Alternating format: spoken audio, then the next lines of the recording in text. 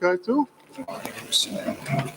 Ameer Sahib and Murabi Sahib have now arrived. So if I can ask you to take your seats and to fill your seats from the front, please. Yes. So maybe, yes, start from the second row from the front. There are guests that's going to be joining us later. So perhaps leave the front row, a few seats, a good few number of seats in the front row open.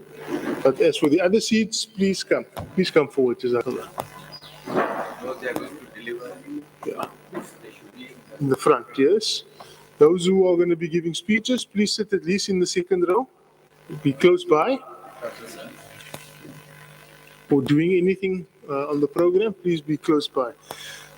Another thing before we start, before I hand over to Urdu Sahib, who's going to be the chairman for the fourth session, is a reminder to everybody to please keep your phones on silent or switch it off if you don't really need to. Yesterday I picked up that many people were on their phones and there was phones going off and things like that, which is not, it's a bit of a disturbance. So please put your phones off or on silent.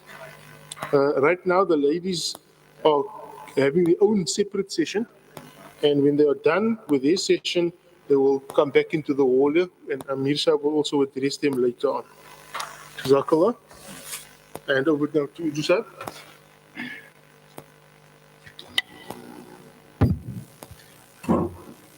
Assalamu alaikum wa rahmatullahi wa barakatuh.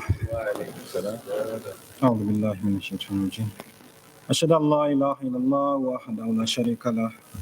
وأشهد أن محمدا عبده ورسوله أما بعد فأعوذ بالله من الشيطان الرجيم بسم الله الرحمن الرحيم اللهم صل على محمد وعلى آل محمد كما صليت على إبراهيم وعلى آل إبراهيم إنك حميد مجيد اللهم بارك على محمد وعلى آل محمد كما باركت على إبراهيم وعلى آل إبراهيم إنك حميد مجيد. Distinguished guests of honor, right inside Ameer Sahib Ghana, our national president Sahib Jamaat Ahmadiyya South Africa, brothers in front of us, I greet you the salutation of peace. Assalamu alaikum wa rahmatullahi wa barakatuh. Today is our third day of our Jalsa Salana 56, Jalsa Salana South Africa, and is our last session.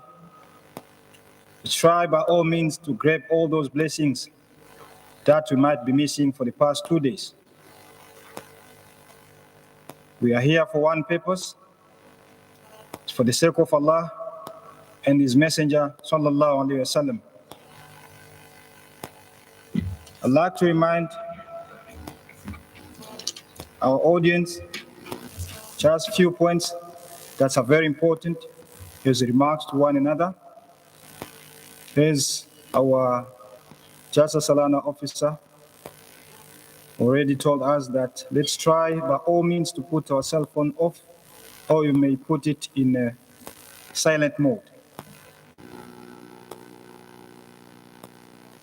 The session will be recorded and it will be streamed live via YouTube. So you can share those links with as many people that you can so that people will have to get those benefits of Jalsa Salana. The people should remain seated throughout the session. No movement around while we are having also our guests in front of us. Please let's try to adhere to etiquette, to the Nazm Ahmadiyya, so that we have a good atmosphere. The best example of the Prophet ﷺ is Jamaat. The fifth one, which is, we don't have much children, but Alhamdulillah, our Atfal have been conducting themselves very well for the past few days. So let's try to keep it up and not moving around as well. Ensure that when you come to the podium, if I call you to come to the podium, adhere to the time that you've been allocated for the speech so that we can save time.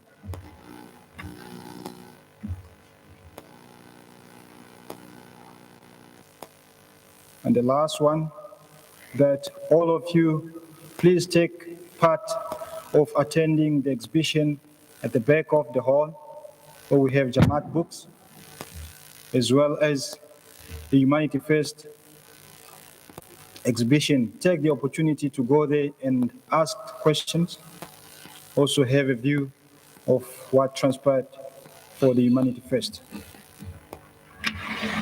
Without furthermore,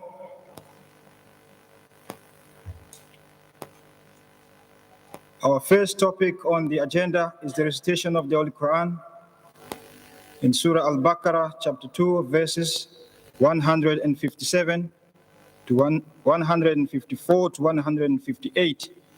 And that will be presented by our brother, FADHLUILAHI ABDULRAHMAN Muhammad, Sahib from Jamaatul Ahmadiyya, KwaZulu-Natal Second Jamaat. Please, you may come forward.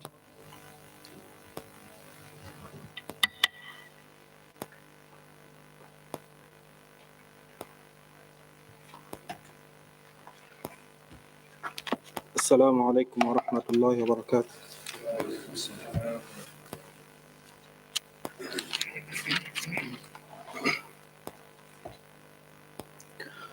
أعوذ بالله من الشيطان الرجيم. يا أيها الذين آمنوا استعينوا بالصبر والصلاة إن الله مع الصابرين. ولا تقولوا لمن يقتل في سبيل الله أموات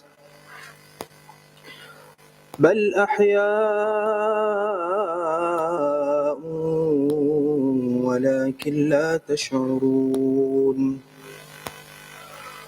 ولنبلونكم بشيء من الخوف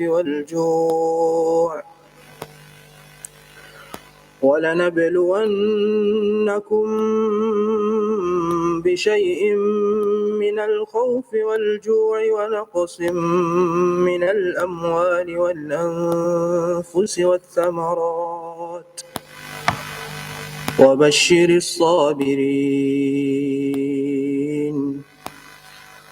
الذين إذا أصابتهم مصيبة قالوا إنا لله وإنا إليه راجعون. أولئك عليهم صلوات من ربهم ورحمة وأولئك هم المهتدون. السلام عليكم.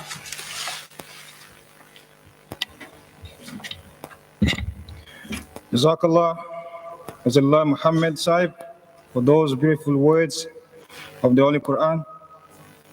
The next item is the translation, the English translation that will be presented by YUSUF HARGEY Sahib from Western Cape Second Jamaat.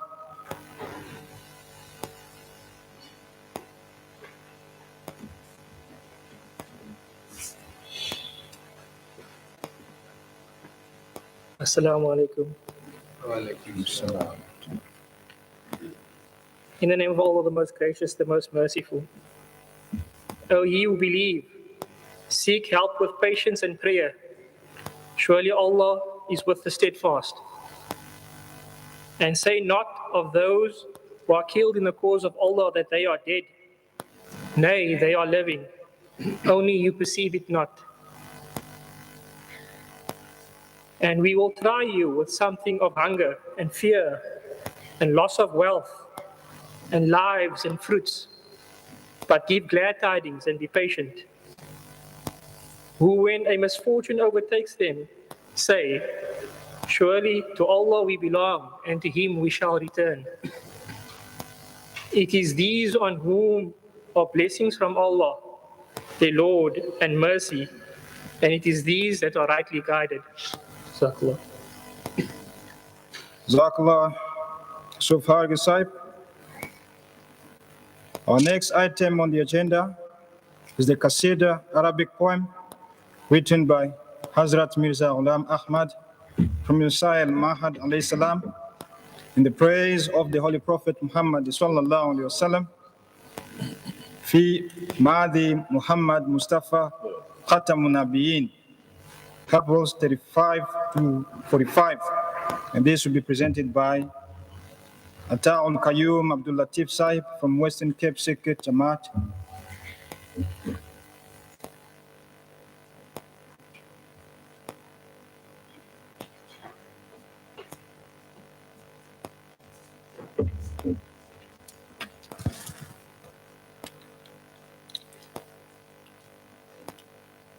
Assalamu alaikum wa rahmatullah. Wa alaykum salam.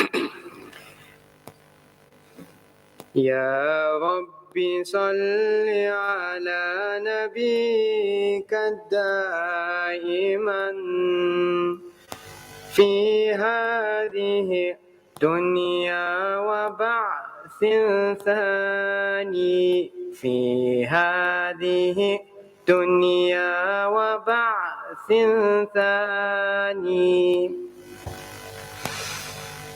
ما كان فكر غير فكر غواني أو شرب راح أو خيال جفاني كانوا كمشغوف الفساد بجهلهم راضين بالأوساخ والأدران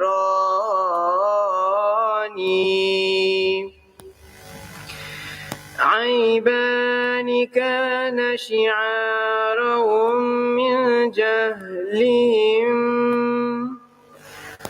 حمق الحمار ووثبة السرحان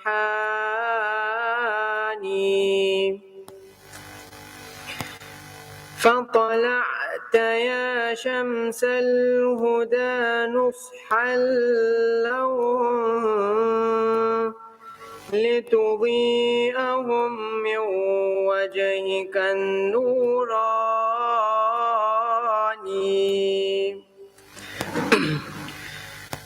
أرسلت من رب كريم محسن في الفتنة الصماء والطغيان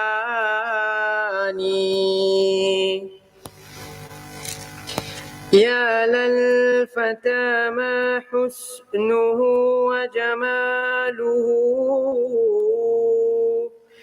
رياه يسبي القلب كالريحان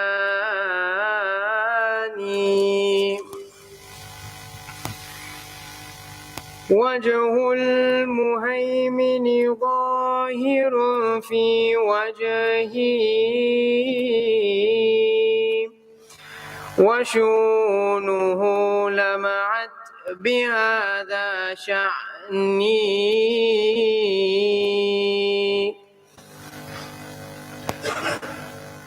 فلذا يحب ويستحق جماله شغفا به من زمرة الأخدان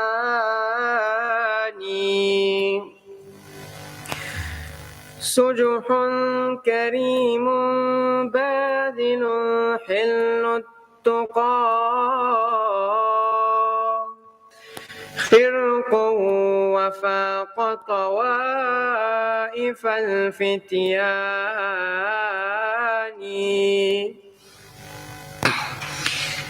فاق الورى بكماله وجماله وجلاله وجنانه الريان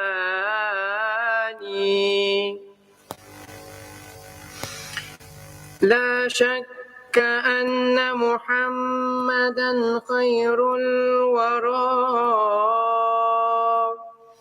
ريق الكرام ونخبة الأعيان يا رب صل على نبيك دائما في هذه الدنيا وبعث ثاني في هذه الدنيا وبعث ثاني في هذه الدنيا وبعث ثاني جزاكم الله.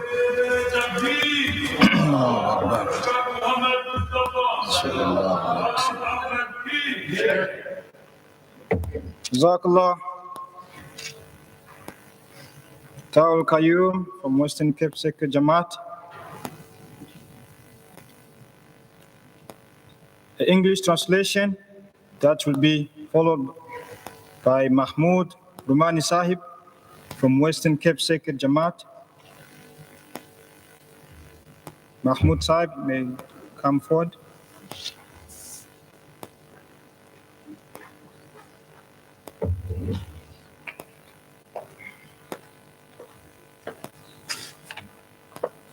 Assalamu alaikum wa rahmatullahi wa barakatuh. Wa alaikum assalam. The English translation goes as follows. They had no worry but the thought of pretty singing women or of wine and wine pots. They were eager to violate peace in order due to their ignorance, and were quite pleased to live in dirt and filth. Due to ignorance, two were the major faults they were known by: obstinacy of a donkey and the ferocity of the wolf. It was then, O son of guidance, that you arose on the horizon to give them light and benevolence with your lustrous face. You were sent by your God, Lord, the noble, the beneficent, at a time when evil was vice and deluged.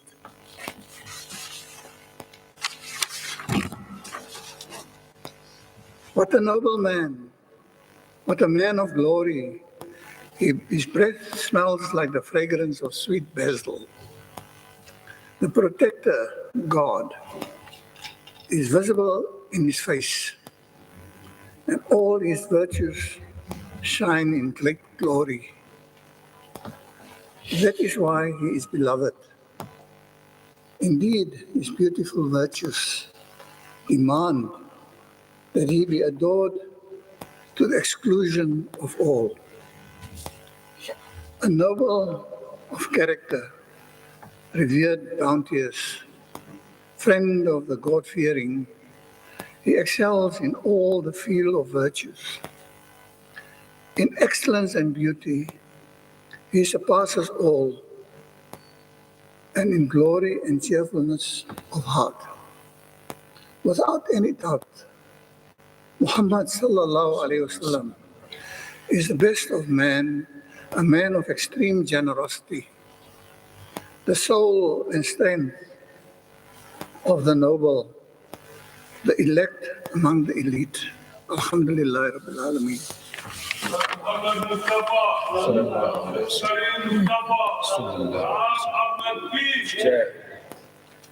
Jazakallah, Brother Mahmood Roomani Sahib, for that English translation. Let me take this opportunity to welcome once again all the members who are present. We pray the blessings of Allah. We're going to enjoy the last session, and let's try to gain the maximum benefit. from all of us being here with one purpose. Without wasting time, our next item on the agenda, I'd like to call upon our National President Sahib, Jamaat Ahmadiyya, South Africa, Rabbi Mansoor Ahmad Zaid Sahib, to lead us in the dua.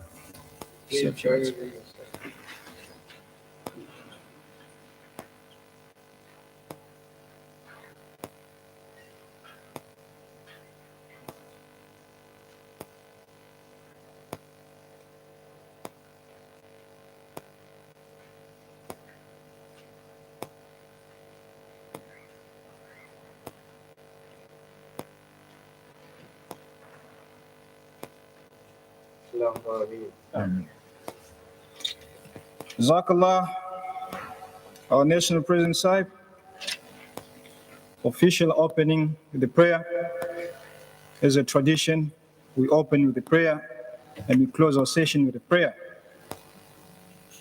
I'd like to call upon our first speaker of today, this morning session. The topic is martyrdom and persecution, a critical analysis. Just a short brief of this man. He's a man of so much talented. He's a qualified. When he speaks, the words go inside your heart. He's the man that we are proud as a Jamaat Ahmadiyya South Africa to have him in our company. He's the man that when you need help, his sacrifice is beyond his capacity.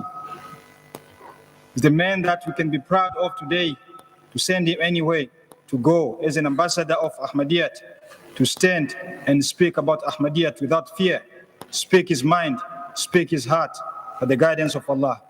Let me call upon Brother TOFEEQ HARGEY Sahib.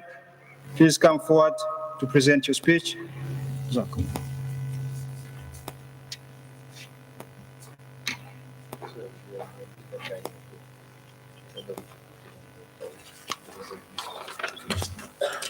Assalamu alaikum wa rahmatullahi wa barakatuh. Wa alaikum assalam wa rahmatullahi wa barakatuh.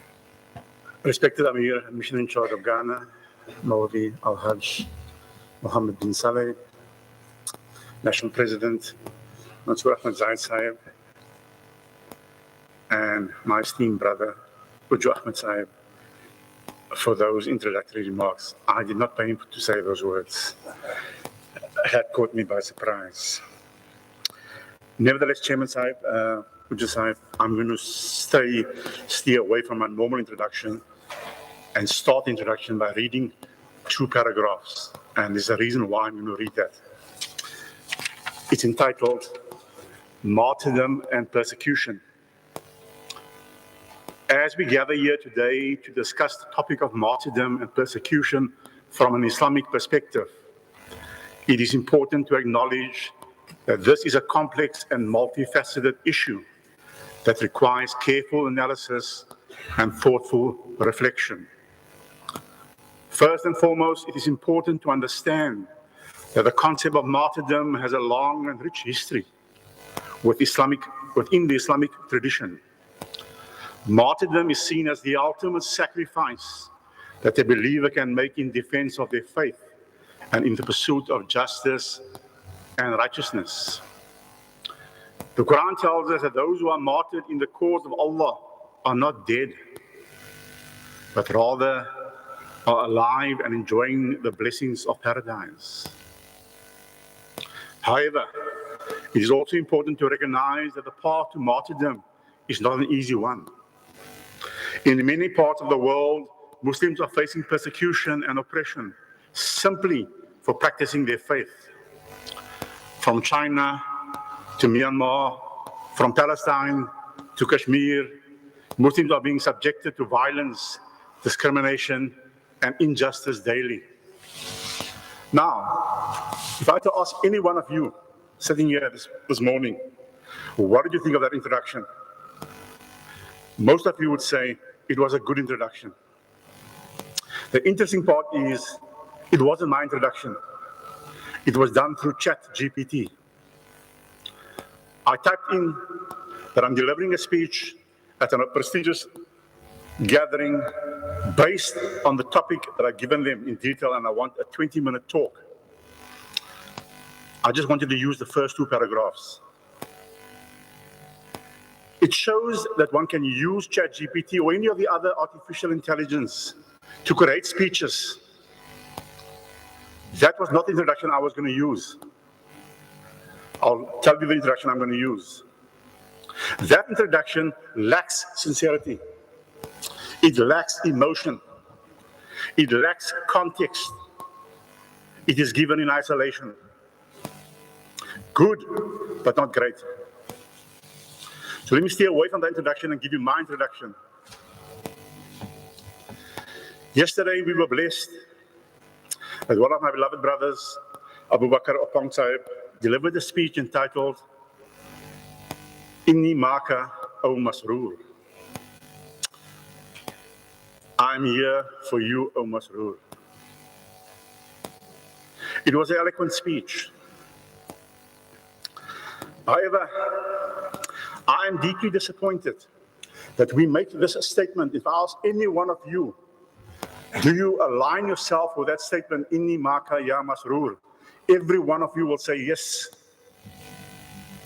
But do you mean it when you say yes? Every one of you, when we take part in the Ansar, we read the pledge of allegiance, in which we state that we will make every sacrifice needed. Sacrifice our time, our money, and our resources. The question is, do we? And we're even prepared to make the ultimate sacrifice. If I look around the audience this morning, there are many of us who are not even present this morning. They couldn't sacrifice a little bit of time, a little bit of sleep to be here on time. Then how is it even possible for you to make the ultimate sacrifice by sacrificing your life if you're not even prepared to make a little bit of sacrifice? Our beloved Khalifa, Hazrat Mirza Masroor Ahmed, calls upon all of us to listen to the Friday sermons. How many of us do that? So for me to speak on martyrdom and persecution, and we can't even do the basics, then we require a huge amount of spiritual training. And Ameer Sahib has alluded to that. Ameer Sahib, I call it common sense 101. If you apply common sense, you will know certain basic things that you have to do. It's unfortunate that people don't understand common sense. It's never taught at any institution. It's certainly not taught at schools, universities, or colleges. It's expected of you to have common sense. So that was my introduction. You decide which of the two is better. Let me start off by saying that many of you will recognize this particular quotation, and I'm going to quote it again verbatim. During my lifetime, I have dedicated myself to the struggle of the African people. I have fought against white domination, and I have fought against the black domination. I have cherished the ideal of a democratic and free society in which all persons live together in harmony and with equal opportunities. It is an ideal which I hope to live for and to achieve. But if needs be, it is an ideal for which I am prepared to die. That was the closing argument that Nelson Mandela delivered in 1964 at the Rivonia trial. From a political point, he was prepared to die for his cause. I ask each and every one of us, are you prepared to die for the sake of Ahmadiyya and Islam? Standing here and sitting here at the College of Cape Town, in the comfort of this particular hall, knowing that there's enough security around where we are at the moment, It's easy to make a proclamation, I am prepared to die for the cause. But if you're given the opportunity, how many of us would be prepared to do that? All of you know the incident reported in the Holy Qur'an when Nabi Ibrahim said to his son, O Ishmael, I've seen in a dream that I'm slaughtering thee. What does thou think of us? What was his reply? Father, do as thou art commanded. You'll find me, God willing, of those that are patient. So I'm going to relate 3 incidents during this talk of martyrdom. 3 different categories of martyrdom. The first one is of Hazrat Sayyid Abdul-Latif Shaheed. Now, this is a book that was written by the Prophet Messiah. I would advocate each and every one of you to read that book. It's not a lot of pages. It is from the Prophet Messiah's own words. I, as an immortal, insignificant person, cannot do justice to what the Prophet Messiah has said, and I'll summarize what happened. The Prophet Messiah said, you saw the truth when no one else could see it. So here was a man of noble descent, widely respected amongst his community, thousands of followers, who was going to go for Hajj, but because of certain conditions he wasn't able to fulfill the Hajj, and he decided to go to Qadian because he heard of a man, Hazrat Mirza Ghulam Ahmad, who proclaimed that he was the Messiah and the Mahdi.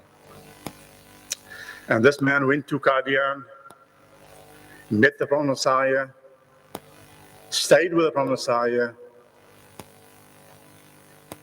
and didn't want to leave. That incident, when he was about to leave, the Prophet Messiah had to instruct him, you have to go. And the Prophet Messiah knew that that would be the last time he would see him. He went back to Afghanistan, and soon the word spread that Sayyid Abdul-Latif Shaheed has accepted Ahmadiyya.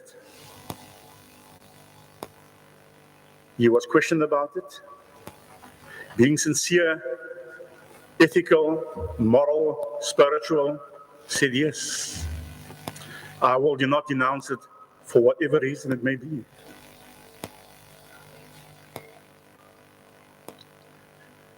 They said, we're giving you the opportunity to denounce the truth. You don't have to suffer any persecution. What about your family? What about your friends? What about your children? He said, I'm not interested in any of those things. I'm focused on serving my master and serving the truth. Do whatever you need to do. The story goes, they drilled a hole through his nose. He was asked to wear chains weighing 40 kilos and had to endure months of persecution. He did not even complain one word. Yet we complain about everything. The water's too cold to shower. The food wasn't sufficient quantity. You came to attend the Jalsa Salana, as Chairman has said, for a sole objective, not for a holiday. Said Zara ABDULATIEF Shahid endured all this hardship. Repeatedly asked to renounce and denounce Ahmadiyya. On the 14th of July, 1903, it was a blessed Monday. They gave him one last opportunity. People were converged. It was going to be a spectacle to see that this great man, to see the persecution of him. A hole was dug. His body was thrown into a hole. And they asked him one more time, please, for the sake of your children, for the sake of your family, your honor, your dignity, and your status, denounce Ahmadiyya. I cannot do that. That is undergoing torture and taking your life away, the ultimate sacrifice. Even when the first stone was thrown by the king, he did not utter a single word of displeasure.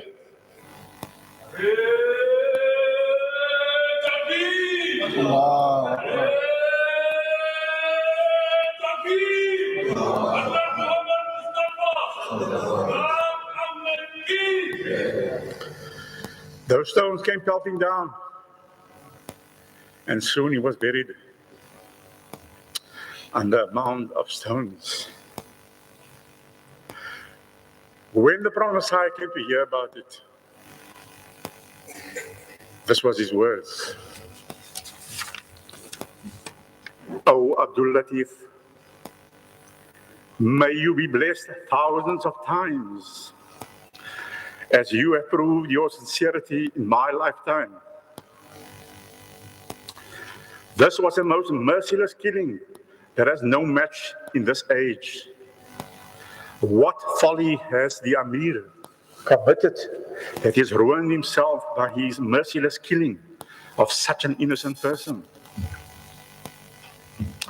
O land of Afghanistan, bear witness that the grave offense has been committed in thee.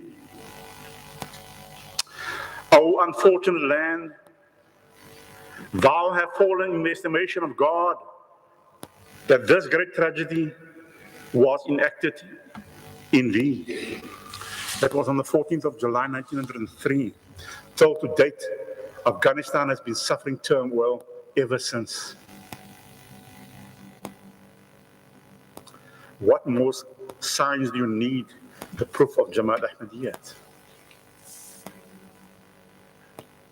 People in Cape Town extolling the praises of a man that lived in Afghanistan for what sacrifice he did. The second incident I want to relate happened in Lahore on the 28th of May 2010. It was Jummah prayers at two mosques in Lahore, where gunmen opened fire and shot and killed 94 Ahmadis, injuring over 120 of them. The difference between that massacre or that martyrdom and the first one I gave you was that the first one had a choice. He could at any stage said, I'm not part, or I don't believe, or I'm denouncing my faith, and you had been saved. In the second example, they were not given a choice. They were shot at random. That's also martyrdom, but in my estimation, it's not the same category as the first.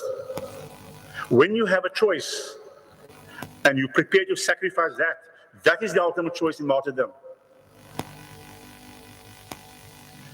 The third incident I want to relate happened very recently, on the 11th of January, 2023,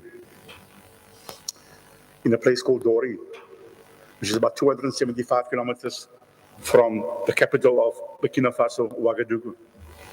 Ameer Sahib was asked by Huzur to go soon after the attack to commiserate and provide support to Ameer Sahib of Burkina Faso. That incident alone should leave an indelible mark in each and every one of you. Those men who sacrificed their life were given the choice. That is the ultimate sacrifice in terms of martyrdom. If you die in a plane crash, happen to be at the wrong place at the wrong time, one can argue that's also martyrdom. But that is not the ultimate martyrdom. The ultimate martyrdom, in my understanding, is when you knowingly have a choice, but you put all that aside and you say you will stick to your principles. Inni maka ya masroor. Are you prepared to take a bullet for Huzur? In other words, if there's a marksman that's going to fire at Huzur, would you put your body in front of Huzur and take that bullet? Or would you be the first person to walk away? Think about that for a moment. This martyrdom incident happened in Burkina Faso, who contradictorily has the name, the land of the incorruptible people. Then how corrupt are they to have committed this heinous, gruesome attack? These 9 men that were massacred and martyred are ordinary people, farmers, rural communities, not highly educated. But look at the steadfastness. Do any of us sitting here have that kind of resolve? That is the kind of issue that you need to be questioning yourself. We all live comfortably. We have good food. We live under extremely good society. Yes, we have load shedding, I agree, but that's not that critical. We can live with that. All right? So we live a very luxury lifestyle. These men that sacrificed their lives did not have that. Huzur dedicated a full Friday sermon towards these 9 men that were martyred. I just want to read a short extract of what Huzur said. Again, as I said, I don't want to misquote what was said by Huzur. I don't want to add anything else. On the 11th of January, in the Mahdi Abad community of Dori in Burkina Faso, 9 Ahmadi were martyred for not renouncing their faith. According to reports, 8 people on 4 motorcycles came to the Ahmadiyya mosque at the time of Isha. They had an announcement made that everyone should come to the mosque swiftly, as there were some people who had come to meet them. They then asked who the Imam of the mosque was and who the associate Imam was. They asked the various questions about the belief of the Ahmadis, to which the Imam confidently gave answers. They asked about whether Jesus ﷺ is alive or has passed away. To which the Imam replied that the Ahmadiyya belief is that Jesus ﷺ has passed away. He then also told them about the advent of the Prophet Messiah ﷺ. They then brought in pictures of the Prophet Messiah ﷺ and the caliphs, what we see on the banner on the left-hand side. And the Imam introduced all of them. They then said that God forbid the Prophet Messiah was false in his claim. The terrorists then formed groups of those people present in the mosque, separating the children, the youth, and the elders. There was about 11 women in the mosque as well. The terrorists took the elders out into the courtyard of the mosque. There were 10 elders at the time, including one person who had an ailment, who the terrorists asked to stay inside. So they were left with 9. Whilst outside, the terrorists said that whoever renounced Ahmadiyyat could be saved. The Imam replied that if they wished to behead him, then they could. However, he would not renounce the truth after having found it. They laid him down on the ground with a knife to his neck. However, he said that if they were going to kill him, they should let him be upright. Upon this, they shot him. And thus, the first Imam was Imam al-Hajj Badiga. Look at the kind of resilience the man displays. After this, the terrorists thought that upon seeing this, the others would be sacred, would be scared and renounce their faith. They moved on to the next, and each and every one was given the same question. Each one of them was shot 3 times. When all 8 had been martyred, they came to the youngest one, who was 44 years old. The terrorist said that you are the youngest and you should save his life. He boldly replied that he was ready to sacrifice his life just as his elders had, and he was subsequently martyred. In conclusion, Huzur said, with reference to a dream he saw about Hazrat Sayyibzada ABDULRAHMAN Shaheed, the one that I mentioned at the beginning. The Prophet Messiah commented that God would send others like him. Surely the events in Burkina Faso are a fulfillment of that. The entire ordeal lasted for about 1.5 hours. One can only imagine the difficulty the children and all present had to endure, having to watch their elders being martyred.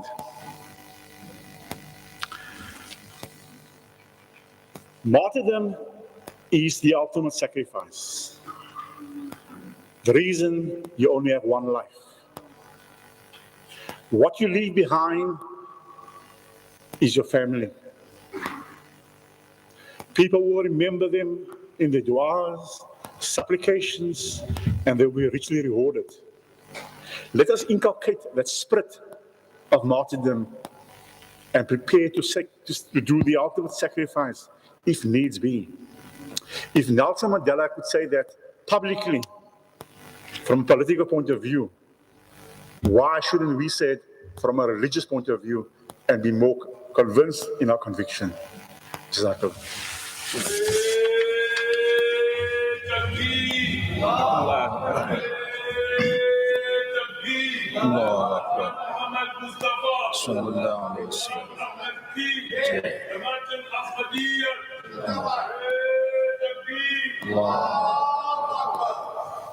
Jazakallah, Asana Jaza, TOFEEQ HARGEY Sahib, for that beautiful speech.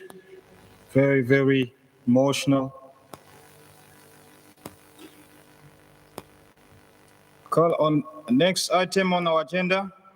It's a Nazm, Urdu poem, written by Hazrat Mirza Bashiruddin Mahmud Ahmad, Khalifatul Masih II, Radiallahu Anh. A hand of Allah which refers towards Qibla. Highest Qibla, Numa la ilaha illallah. And this will be presented by Jibril ABDULATIEF Sahib from Western Cape Second Jamaat.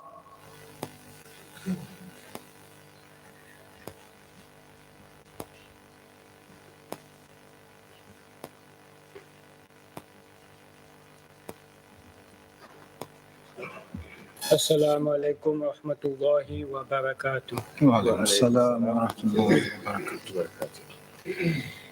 Hedaste Qibla Numa la ilaha illallah, la ilaha illallah, la ilaha illallah, la ilaha illallah. Hedar de dil ki dava, la ilaha illallah, la ilaha illallah, La ilaha illallah, la ilaha illallah. किसी के जश्न में फुसूसाज ने किया जादू, किसी के जश्न में फुसूसाज ने किया जादू, किसी के जिस्म में फुसूसाज ने किया जादू, तो दिल से निकली सदा ला इलाहा इल्लल्लाह, ला इलाहा illallah, la ilaha illallah, la ilaha illallah. जो पुका जाएगा कानों में दिल के मुर्दों के, जो पुका जाएगा कानों में दिल के मुर्दों के, करेगा हश्र बका ला इलाहा illallah, la ilaha illallah, la ilaha illallah, la ilaha illallah. गरीब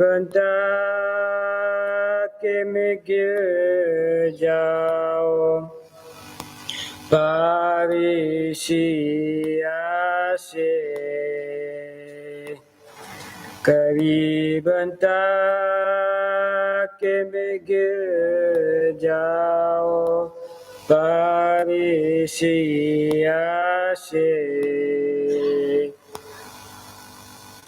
पनाह लेके असाला इलाहा illallah, la ilaha illallah, la ilaha illallah, la ilaha illallah. बरोज़ हश्र सभी तेरा साथ छोड़ेंगे, करेगा एक वफ़ाला इलाहा illallah, la ilaha illallah, la ilaha illallah, la ilaha illallah. Dasti kibla numala ilaha illallah, la ilaha illallah, la ilaha illallah, la ilaha illallah. दर्द दिल की दवा ला इलाहा illallah, la ilaha illallah, la ilaha illallah, la ilaha illallah. Jazakumullah. Jazakallah, Jibril ABDULATIEF Sahib, for that beautiful Nazm. Our next item on the agenda is the English translation. I call upon HARGEY Sahib, our National Secretary Al-Wasiyat from the Western Cape Second Jamaat.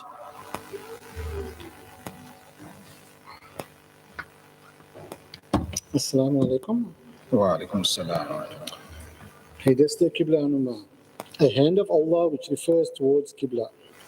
Written by Hazrat Mirza Bashiruddin Mahmud Ahmed, the promised son radiallahu anhu.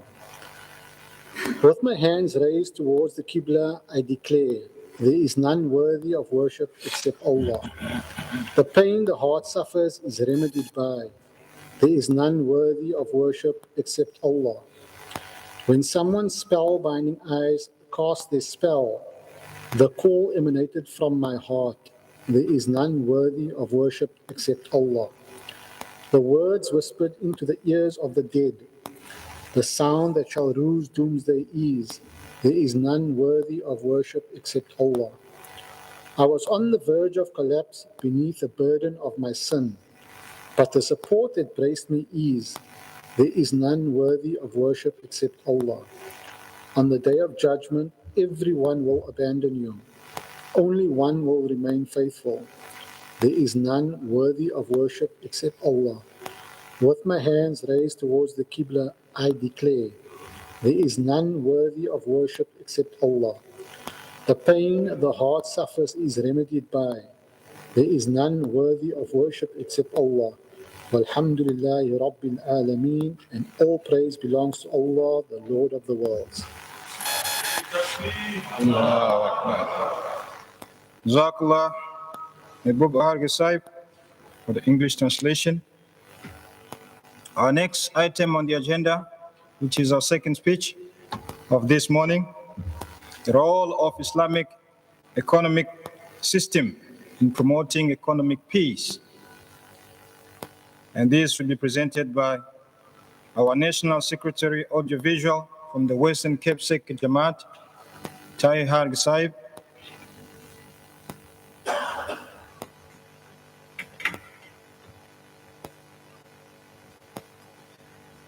Assalamu alaikum wa rahmatullahi wa barakatuh. Wa alaikum assalam wa rahmatullahi wa barakatuh. أشهد أن لا إله إلا الله وأشهد أن محمدا عبده ورسوله. أما بعد فأعوذ بالله من الشيطان الرجيم. بسم الله الرحمن الرحيم. ما أفاء الله على رسوله من أهل القرى فلله ولرسول ولذي القربى واليتامى والمساكين وابن السبيل كي لا يكونوا دولة بين الأغنياء منكم وما آتاكم الرسول فخذوه وما نهاكم عنه فانتهوا واتقوا الله إن الله شديد العقاب. للفقراء والمهاجرين الذين أخرجوا من ديارهم وأموالهم يبتغون فضلا من الله ورضوانا وينصرون الله ورسوله أولئك هم الصادقين. Allah says in the Holy Quran in Surah Al-Hashr, chapter 59, verses 8 and 9, whatever God has given to his messenger as spoils from the people of the towns is for God and for the messenger and for the near of kin and the orphans and the needy and the wayfarer, that it may not circulate only among those of you who are rich. And whatsoever the messenger gives you, take it, and whatsoever he forbids you, abstain from that. And fear Allah, surely Allah is severe in retribution. These spoils are for the poor refugees who have been driven out from their homes and their possessions while seeking grace from Allah and His pleasure and helping Allah and His messenger. These it is who are true in their faith. According to the World Bank, about 9.2% of the world, or 720 million people, live in extreme poverty on less than $2.15 a day. Even in a country like the United States, 37.9 million people live in poverty. These numbers are calculated based on an income and a person's ability to meet basic needs. However, when looking beyond income to people experiencing deprivations in health, education, and living standards, 1.2 billion people in 111 developing countries are multidimensionally poor, according to the UN in 2022. The state of the world's poor is devastating, and there's clearly a dire need for a change in economic policies. World hunger is a serious and complex problem that affects millions of people around the world. According to a United Nations report, the number of people affected by hunger globally rose to as many as 828 million in 2021, an increase of about 46 million since 2020 and 150 million since the outbreak of the COVID-19 pandemic. This means that nearly 10% of the world's population is undernourished and unable to meet their dietary needs. Current conflicts are affecting world hunger in unprecedented ways. According to the World Food Programme, conflict is the biggest driver of hunger, with 70% of the world's hungry people living in areas afflicted by war and violence. Events in Ukraine, Afghanistan, Ethiopia, Sudan, Syria, and Yemen are some of the most devastating examples of how conflict disrupts food systems, displaces people, and causes widespread suffering.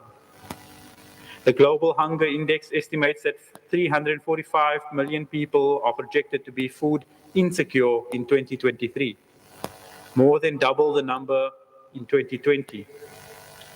This is a humanitarian emergency that requires urgent action and investment to save lives and secure food security, stability, and peace for all.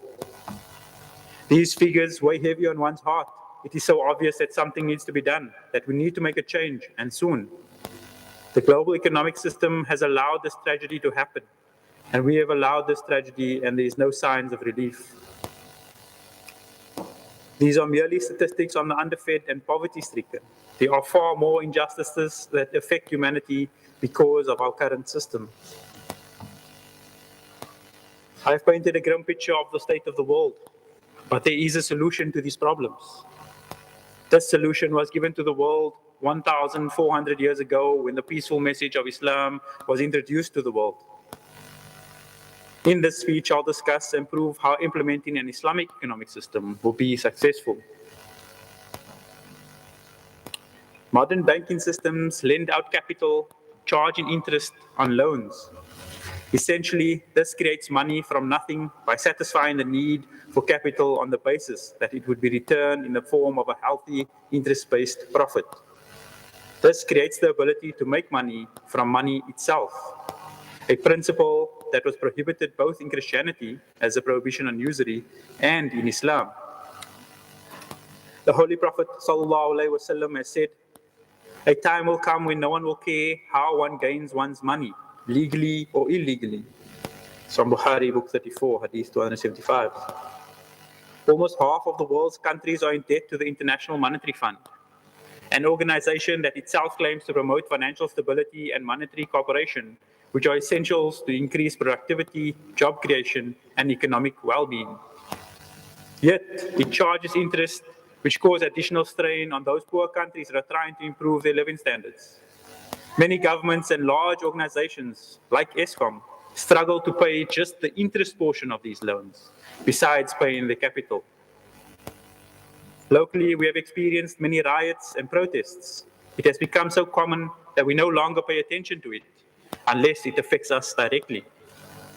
These protests arose largely because the poor cannot afford basic necessities anymore. Food, housing, education, healthcare, fuel have all increased in price, while the basic wages and salaries of most have remained the same or increased by a much smaller amount. South Africa's past political policies had created much social injustice. Unfortunately, almost 30 years of democracy We have not, unfortunately, in almost 30 years of democracy, we have not managed to right those wrongs. Some of those that have benefited from the democratic government have shown us how selfish and unjust man can be. Coming from nothing, many government officials have been caught fraudulently usurping government funds meant to benefit all South Africans. With the highest Gini coefficient in the world at 63%, South Africa is the most unequal country in the world, where 10% of its population owns more than 80% of its wealth, according to a World Bank report. How can there be peace when we live in a society that has this much wealth disparity? Millions are living hand to mouth. Thousands do not know where the next meal will come from. And yet a few live with more wealth than they can spend in 10 lifetimes. The fault does not lie with the wealthy. They have simply used the economic system they find themselves in to enrich and better their lives. Legally seeking and working hard for wealth is not only allowed in Islam, but encouraged. The problem lies with the economic system that allows for few to hold majority of the wealth. It is therefore clear that there is a massive need for a new economic system that corrects these disparities. The Islamic economic system is the answer.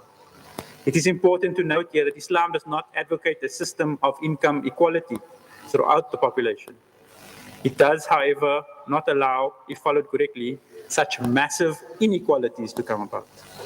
Inequalities are necessary and even good. There is good and bad inequality, just as there is good and bad cholesterol. Good inequality is needed to create incentives for people to study, work hard, start entrepreneurial projects. But bad inequality starts at a point, one not easy to define, where rather than providing the motivation to excel, inequality provides the means to preserve acquired positions or level of income. The Islamic economic system is a sustainable and fully implementable system that will result in justice and peace in the economic world, which will have spillover effects into social and political spheres. And thus will ultimately result in peace for humanity.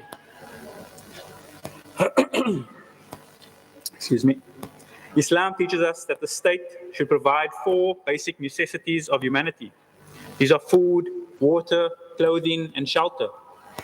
While modern societies have adopted this principle, this was taught to Muslims over 1,400 years ago. The Islamic economic system is based on the principle that money itself has no power to grow on its own. Its capacity to increase or decrease is bound with human capabilities and abilities. Money in the hands of an honest, capable, reliable, hard-working, experienced person is likely to increase. Therefore, Islam recognizes money as an instrument of the expression of human capabilities, and depending on the efficiency, competence, and the integrity of the individual and the institutional cooperation, can result in positive or negative productivity.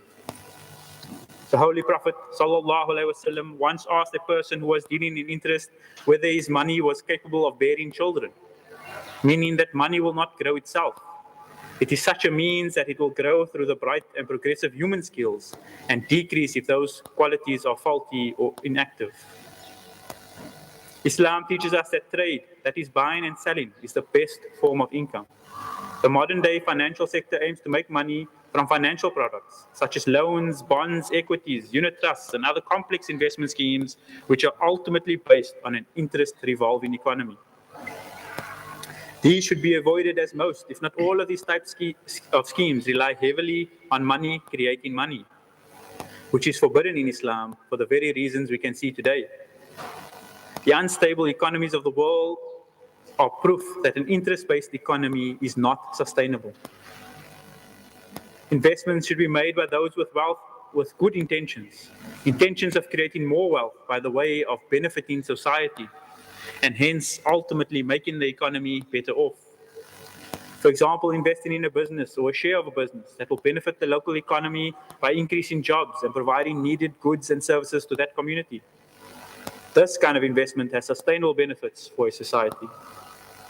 In the economic sphere, the basic concept in Islam is that absolute ownership of everything belongs to Allah alone. Man is God's vicegerent on earth, and God says He has subjected to man's service whatsoever is in the heavens and whatsoever is in the earth.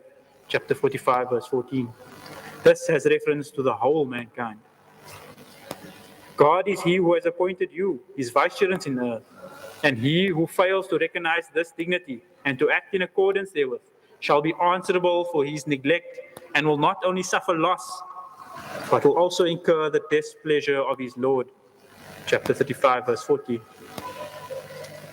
Legal ownership of the individual, the right of possession, enjoyment of the transfer of property is recognized and safeguarded in Islam. But all ownership is subject to moral obligation, that in all wealth, all sections of society, and even animals have a right to the share. Humanity has a moral obligation to its fellow human being and the natural environment. In their wealth, they acknowledge the right of those who asked and of those who could not. Chapter 51, verse 20. Part of this obligation is given legal form and is made effective through legal sanctions. But the greater part is sought to be secured by voluntary effort, put forth out of the desire to achieve the highest moral and spiritual benefits for all concerned. In fact, this supplementing of legal obligations through voluntary efforts runs through every part of the Islamic system. Its operation can be observed in every sphere. The object of the Islamic economic system is to secure the widest and most beneficent distribution of wealth through institutions set up by it and through moral exhortation. Wealth must remain in constant circulation among all sections of the community and should not become the monopoly of the rich. It's again from the Quraan, chapter 9, verse 8. Islam recognizes diversity and the capacities and talents, which is in itself beneficent, and consequently the diversity in earnings and material rewards. It does not approve the dead-level equality in the distribution of wealth, as that would defeat the very purpose of the diversity and would amount to denying the favor of God.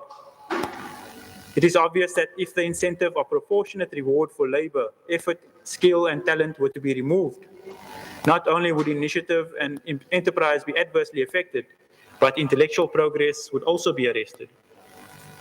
That is why the theoretical doctrine of equal reward, irrespective of diversity of skill, capacities, and talents that have gone into production of wealth, has never been maintained for long, even where it has been proclaimed as a state policy and has had to be modified through recourse to various devices designed to secure diversity in reward. On the other hand, Islam does not leave the principle of competition and of proportionate rewards to work itself out mechanically. That too would lead to hardship and injustice and would retard the moral and spiritual development of individuals and the society as a whole. The principal economic obligation is the payment of the capital levy called zakat. The word zakat means that which purifies and that which fosters. All original sources of wealth, the sun, the moon, the stars, the clouds that bring rain, the winds that drive the clouds and carry the pollen, all phenomena of nature are the gifts of God to the whole of mankind. Wealth is produced by application of man's skill and labor to the resources which God has provided for man's sustenance and comfort, over part of which man enjoys proprietary rights, to the extent recognized by Islam. In the wealth that is produced, therefore, three parties are entitled to share: the workman, whether skilled or unskilled, the person who supplies the capital, and the community as representing mankind. The community's share in produced wealth is called zakat. After this, there has been set aside for the benefit of the community. The rest is purified and may be divided between the remaining parties that are entitled to a share of it. The proceeds of zakat are devoted towards relieving poverty and distress, winning over the cheerful cooperation of those who have not yet completely adjusted their lives to the Islamic system, providing a ransom for prisoners of war, helping those in debt, providing comfort and convenience for travelers, supplying capital where talent is available but funds are lacking, providing stipends for scholars and research workers, meeting the expenses involved in collecting and administrating the zakat, and generally towards all things beneficial for the community as a whole, such as public health, public works, medical services, and educational institutions. It thus fosters the welfare of the community. Besides the zakat, which was described by the Prophet as a levy imposed upon the well-to-do, which is returned to the poorer sections of the people, implying that it is their due, and must be paid back to them. There are other institutions within the economic sphere operating constantly to further the objective of the whole system. One of these is the Islamic system of inheritance and succession. Under this system, a person may not dispose of more than 1/3 of his property by testimoniary directions.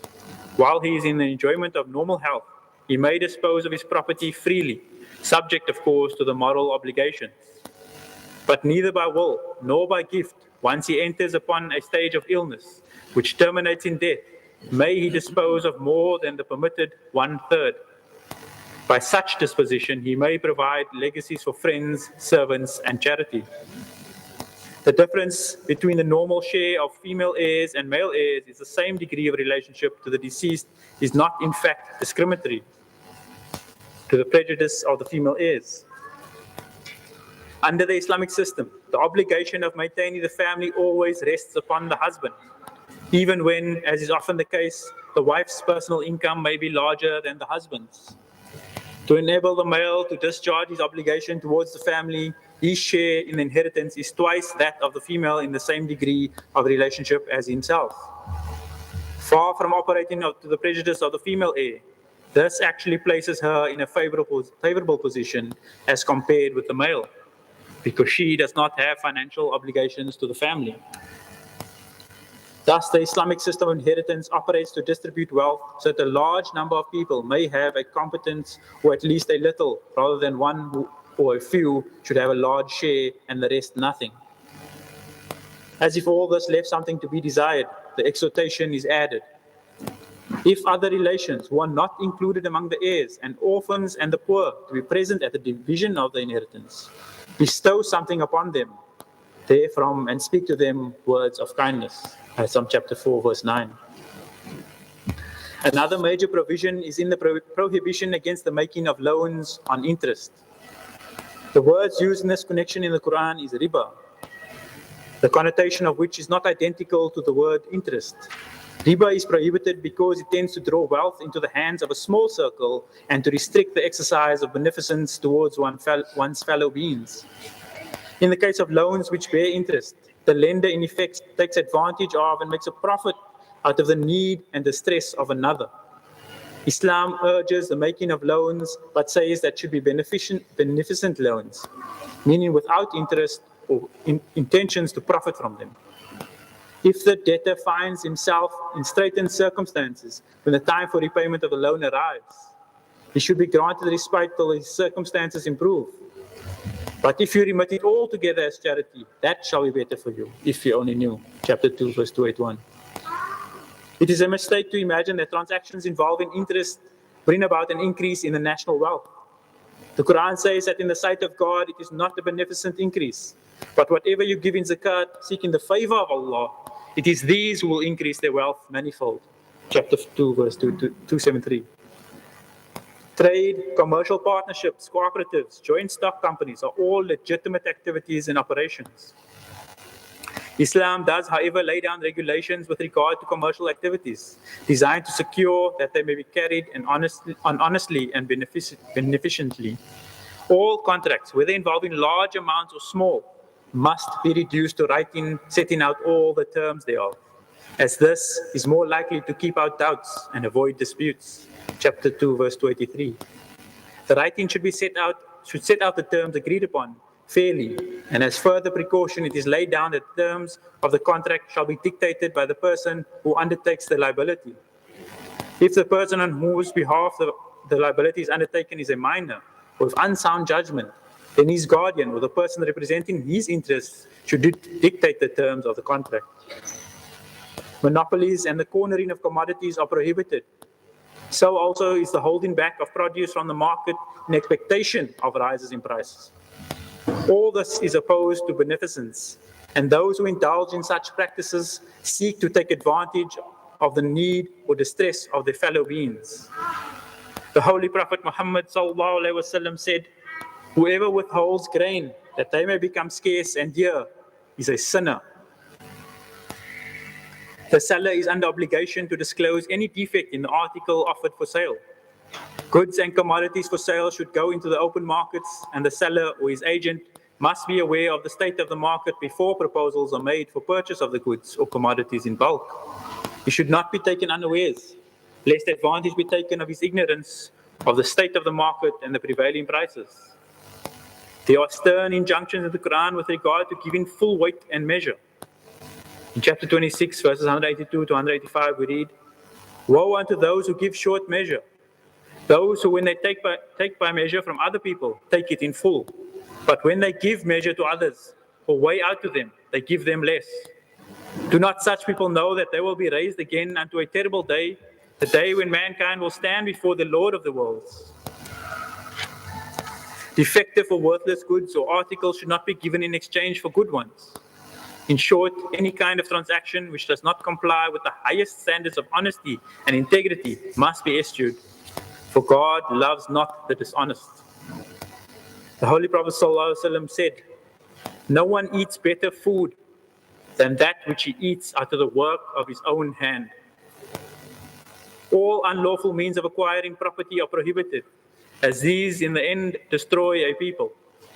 Acquisition of property or goods through falsehood falls in the same category. It is equally unlawful to seek to establish a title to property by obtaining judgment through corrupt means, like bribery or false evidence. The Prophet said that a party to a dispute which obtains a judgment in its favor, knowing that he's not in the right, only collects a quantity of fire for itself and not something from which it can draw any benefit. On the other hand, goods and property lawfully acquired are a bounty of God which is provided by Him as a means of support. They should be properly looked after and should not be wasted through neglect. A person of defective judgment should not be permitted to squander away from his substance. It should be managed and administered for him, and provision should be made for his maintenance out of his income. Niggardliness is condemned as a negative and destructive quality. While on one hand, ostentation and vanity are disapproved of, on the other, it is not considered right that a person who is well off should pretend to be poor, fearing lest he be called upon to help others. By doing this, he makes himself poor in effect and deprives himself of the benefits that he may be derived from God's bounty. The wealth of misers, instead of bringing them any advantage, becomes a handicap and arrests their moral and spiritual development. The other extreme, extravagance, is equally condemned. Even when giving or sharing with others, a person should not go as far as to render himself in turn an object of charity. Hoarding is absolutely prohibited because it puts wealth out of circulation and deprives the owner, as well as the rest of the community, of its beneficent use. The Holy Prophet ﷺ said, "Do not withhold your money by counting it, that is hoarding it. For if you did so, Allah would also withhold His blessings from you." From Bukhari, book 24. The truth is that God alone is all sufficient, and all prosperity proceeds from Him. It is men who are in need, and prosperity is achieved not through miserliness or holding back, but through beneficent spending, which is spending in the cause of God, namely in the service of His creatures. It is indeed the highest bounty of God that He should have endowed man with appropriate faculties and capacities, and then subjected the universe to man's beneficent service to enable him to achieve the fullest development of his faculties in every sphere of life. Yet some people, instead of putting their faculties to beneficent use in the service of their fellow beings and spending that which they possess for the same purpose, have tendency to hold back, not realizing that even from the purely selfish point of view, the greatest benefit is to be derived from the beneficent spending and not from the parsimonious holding back. This is the fundamental principle which is the basis of all prosperity, individual, national, and universal. The Quran emphasizes repeatedly. For instance, Allah says, "Behold, you are those who are favored by being called upon to spend in the way of Allah. But of you, there are some who hold back. Yet whoso holds back does so only his own prejudice. It is Allah who is all sufficient, and it is you who are needy." In conclusion, economic principles of Islam are subordinate to its God-given value system. The underlying philosophy of that value system is summed up in this verse. Say, "My prayer and my sacrifice and my life and my death are all for Allah, the Lord of the worlds. He has no partner, and so am I commanded, and I am the first of those who submit. That's from chapter 6, verse 163 and 164. In fact, this is a true spirit of the unified and comprehensive code of conduct provided by Islam. As vicegerent of God on earth, man has to carry out his purpose within the authority delegated to him, and this has to be treated as a sacred trust. To him, everyone will have to account for the use of his or her God-given faculties and material resources. There is no escape from that reckoning. One of the things man will have to specifically account for on the Day of Judgment will be his wealth, how he earned it, and how he used it.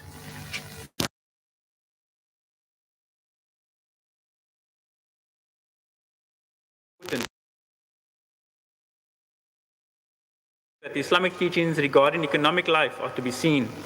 At no point should man forget his Creator. In every aspect of one's life, God should be remembered. There is no separation between religion and state or secular affairs in Islam. Islam is a complete way of life, and its teachings encompass all aspects of one's life. To reach social peace, our country needs to reach economic peace. That is only done through absolute justice. This is truly what Islam teaches. To achieve success, we must work hard, whether we drill rocks for gold or an intellectual profiting from our knowledge and experience. This is what should be rewarded. This is where the absolute justice of an economic system must be proven. In today's world, our economies substantially reward entertainers, sports players, actors, and those that contribute little to the progress of society. How then can you expect a miner who works 10 grueling hours, 1 kilometer underground in dangerous conditions not to be upset about his mere 8,000 Rand monthly income? It is important to note that Islam offers us guidelines and emphasizes that there is need to be absolute justice for a country to run successfully. Therefore, there could be many different ways of running an Islamic economic system. As long as the guidelines are adhered to, there will be success. Unless we rediscover God and help our fellow human beings, we will continue to grope our way through a blind alley. The weakest amongst us will continue to be shoved and pushed aside in the mad scramble. As for the strongest, this street leads nowhere. God sometimes allows man-made problems to take their natural causes, to test which of us is steadfast in our belief in Him, in sickness and in health, in abundance and in adversity, in recession and boom. We will only get down on our knees when we need Him most now, and overcome with materialism in boom. Forget Him? Evil indeed is man's forgetfulness. True peace can only be achieved once man is at peace with himself. Alhamdulillah Rabbil Alamin.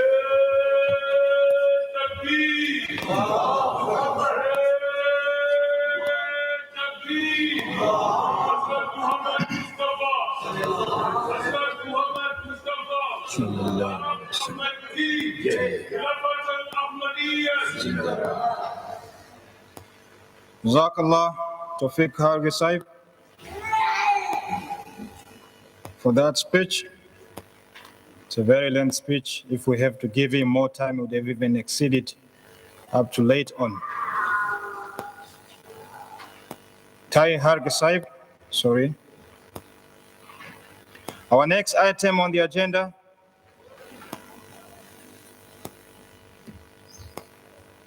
is the address to Large Naimela, South Africa. And this will be addressed by our guest of honor, the Honorable Ameer and Missionary in charge of Jamaat Ahmadiyya Ghana, Mr. MOHAMMED Muhammad bin Salih Sahib. Welcome him. Please take note. This is the last opportunity to be addressed by our guest of honor, paying attention so that we can benefit from what has to be delivered. Ameer Sahib, you may proceed.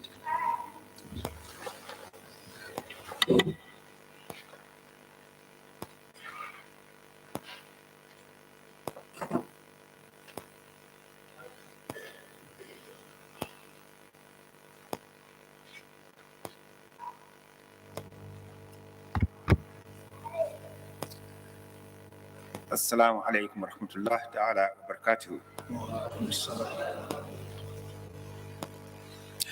أعوذ بالله من الشيطان الرجيم.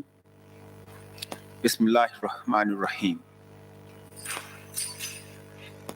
اللهم صل على محمد وعلى آل محمد كما صليت على إبراهيم وعلى آل إبراهيم إنك حميد مجيد. Distinguished brethren, particularly our mothers and our sisters, members of Lajna Ima'illah, we need to remind ourselves at this time when the Lajna Ima'illah as one of the very major organs of the Ahmadiyya Muslim community worldwide is celebrating its centenary. It's going on throughout the world.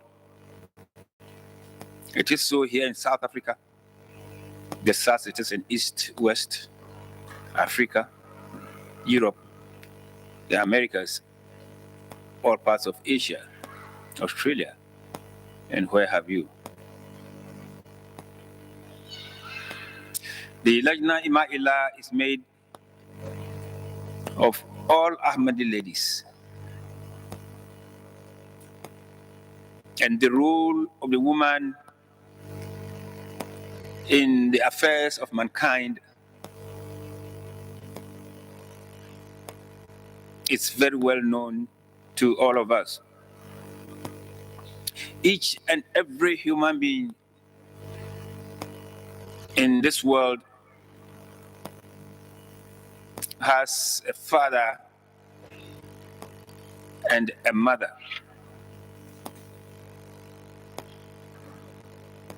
There are, however, cases where we are not able to tell who the fathers of certain persons are, but never so in the case of a mother. Everybody has a mother. These mothers of ours are the ones we refer to as Lajna Ima'illah. The Almighty Allah has created a mechanism which sees that our mothers are the ones who carry us in our wombs for 9 months. We remain part and parcel of their identities unless and until after they deliver us at the tail end of the 9 months and the umbilical cord is severed. Then we take to independent existence as an independent human being. Prior to that, for that last 9 months, we've always remained a part and parcel of our mothers. You can therefore imagine the extra duties that our mothers have to carry, the burden of carrying us,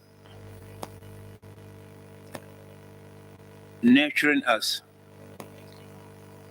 throughout these 9 months.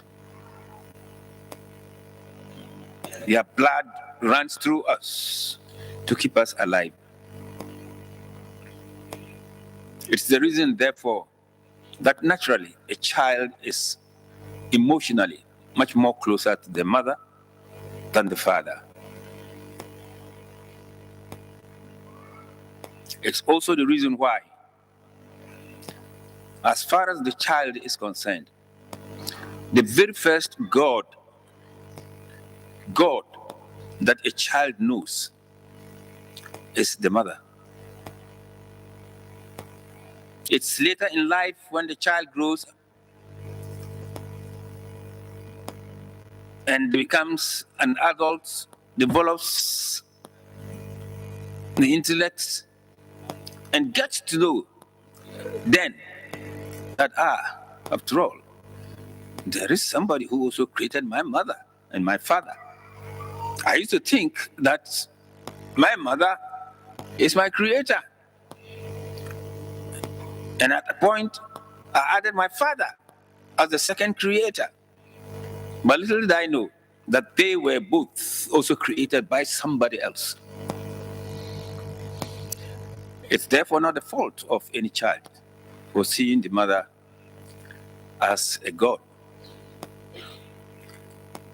No wonder, therefore, that Allah Himself mentions mothers in the Holy Quran, admonishing us, each and every one of us, to continue praying for our mothers from time to time. That Rabbi irhamhuma kama rabbayani sagira. That, oh my Lord, irhamhuma, have mercy upon them. That is my mother and my father, those two gods that I got to know before you. Irhamhuma, have mercy upon them. Kema rabbayani sagira. The same way as they were my lords, as they were my Lord at the time that I was still very small, young. Allah Himself also has referred to the mother as a Lord. And it's no wonder, therefore, that the child initially grows to think that the mother is indeed his creator or her creator. There is a case in a remote part of Africa where I come from, of a lady strapping the baby at her back and going out into the jungle to pick dry and crispy fallen branches of the tree to use as firewood. She was out there picking the firewood when an aeroplane flew past. Then the child, who was trapped at the back of the mother, he beckoned the mother, "Mama, mama, mom." So mama said, "Yes, my dear." He said, "Oh, buy one of those things for me." I'm talking of a poor African woman who doesn't even have gas to use, but has to go pick firewood. The child, strapped at her back, believes that her mother was all powerful. Nothing was beyond the means of the mother, to such an extent that she is asking the mother to buy an aeroplane. That mother of hers, who hasn't got even the spokes of the bicycle tie, but she believes that the mother has the capacity, and you cannot fault him. There is an animal called porcupine. Porcupine. It is a larger or a bigger version of a hedgehog. I don't know how many of us have seen porcupine, but we've definitely seen the pictures of porcupine. The porcupine doesn't have feathers like other birds, and it has no fur like other animals that we know of. What it has are arrows that are all over the body. And that is also its defensive mechanism. The porcupine only defends itself if it is under attack by lying down coolly and releasing one after the other, shooting the arrows that are on its body, one after the other, at the enemy. While at the same time, an enemy's arrow or whatever it is cannot get at it. It's therefore very difficult for anybody to defeat the porcupine. But one day, the people of the village saw on the road to the market a young porcupine lying down there crying and weeping bitterly. Most people passed by, tried to console it, tried as much as they could to console this small young porcupine that was lying there crying, but they couldn't.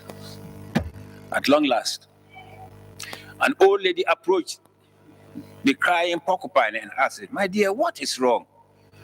Please tell me, what is the secret of your anguish? What is it that is disturbing you so much that you are weeping in pathos, so much so that nobody can calm you down?" Then he said, "The cause of my anguish is my mother. My mother has caused me that anguish. And she's the last one I expected to do that to me."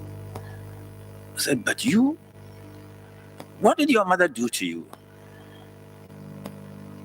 Then he said, "My mother caned me." He says, "Your mother caned you?" He says, "Yes." "What did your mother use to cane you?" He said, "Just a small broomstick." "But how much of harm can a broomstick cause you to make you weep and cry so much the whole day?" He said, "What happened, old lady, was that my mother kicked me over and turned me upside down. And the down part of my body was exposed to the whole of mankind. And she used that small broomstick to hit me just 2-3 times only. It's not the pain of the broomstick, but the fact that my mother did the unthoughtful. She was the last person I expected to expose my secret to the world. But prior to that, nobody knew that the porcupine also had a soft skin somewhere which you can hit to harm it." He said, "That is why I'm weeping so much. I'm so embittered.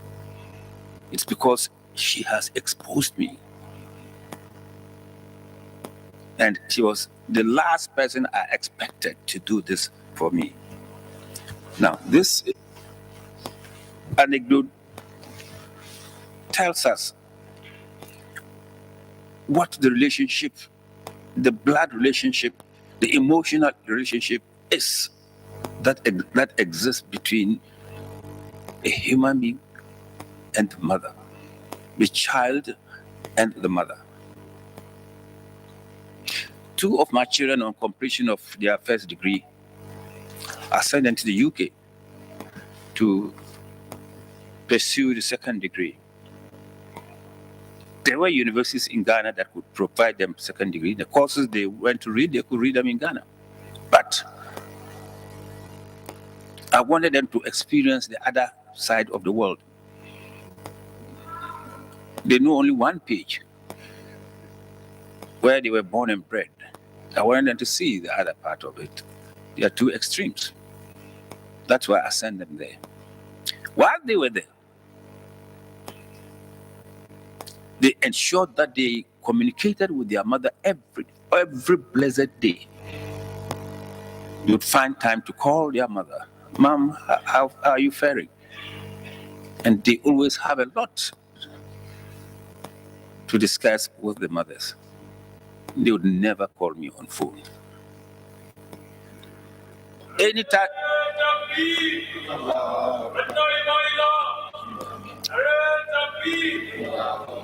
Anytime I saw the telephone number of any one of them appearing on my screen, I know it's calling to ask for money, but not to find out how I'm faring. And it has always been so. And it kept on like that. until even the day they were to return. Because it was Marcus that bought the return ticket for them. It was the mother who told me, your children are coming back tomorrow. I said, okay, they are welcome back. In effect, I'm trying to draw the attention of our mothers to the fact that you look at any nation and it is just a replica of the type of women who exist in that nation. Because it is the women who determine what the nature of the people of every nation or group of persons should look like. They nurture us. Parents are almost always out there. The 9 months they carry us in their wombs is just the beginning of the toil. They continue, feed us, breastfeed us. We throw all feces on them, we urinate on them. They clean, wash, and they take pleasure in it. While men are out there having their comfort in doing what they want to do wherever. Any child who is sick, that child's mother has never known sound sleep. Because a mother can never sleep unless and until the child is asleep. And the mother will be the first person to wake up to see whether the child is still sound asleep or is waking up. That is what our mothers are to us. That is what Lajna Ima'ila is to Jamaat Ahmadiyya. That the activities of Lajna Ima'ila, the moral aptitude of Lajna Ima'ila, the spiritual standing of Lajna Ima'ila will to a large extent determine how far Jamaat Ahmadiyya goes in bringing back Islam to its pristine purity, in uniting mankind, and in establishing godliness once more in this world as against the ungodly materialistic societies that we are building for ourselves now.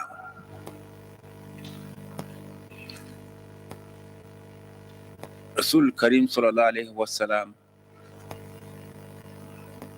had so much, he was so much passionate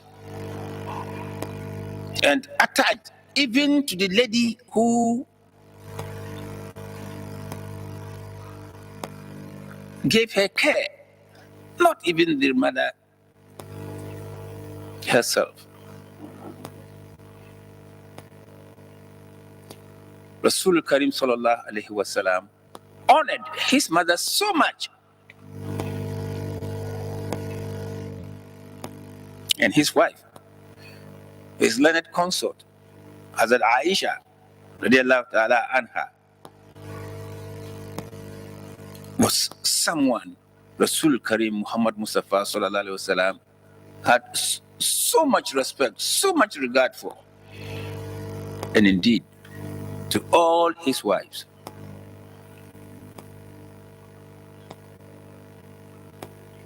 there have been very, very difficult occasions during the lifetime of Rasul Karim Muhammad Mustafa Sallallahu Alaihi Wasallam. And on those occasions, it has been the wisdom of the learned counsel of one of the wives who saved the situation.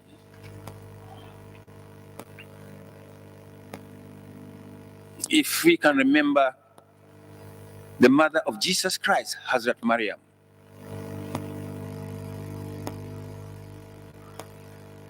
the paragon of piety, what she went through. And through her came to this world Hazrat Isa alayhi salam. Let's remember Hazrat Masih Maud alayhi salatu wassalam, a coming to this world. The pious lady who brought her into this world. The care, the love, the affection that pious lady gave to her. Let's remember his own learned consort, the role she played in the life of Hazrat Masih Maud alayhi salatu wassalam, and the assistance that she gave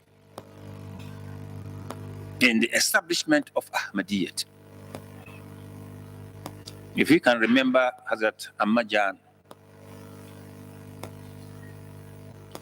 we can tell what is it that is expected of us, we members of Lajna Ima'illah. From Lajna Ima'illah to able to make an impact on our lives and make us the leaders of the world, which we are supposed to be. They first and foremost have to develop within themselves the love and fear of Almighty Allah. The love and fear of the Almighty Allah is what will spur them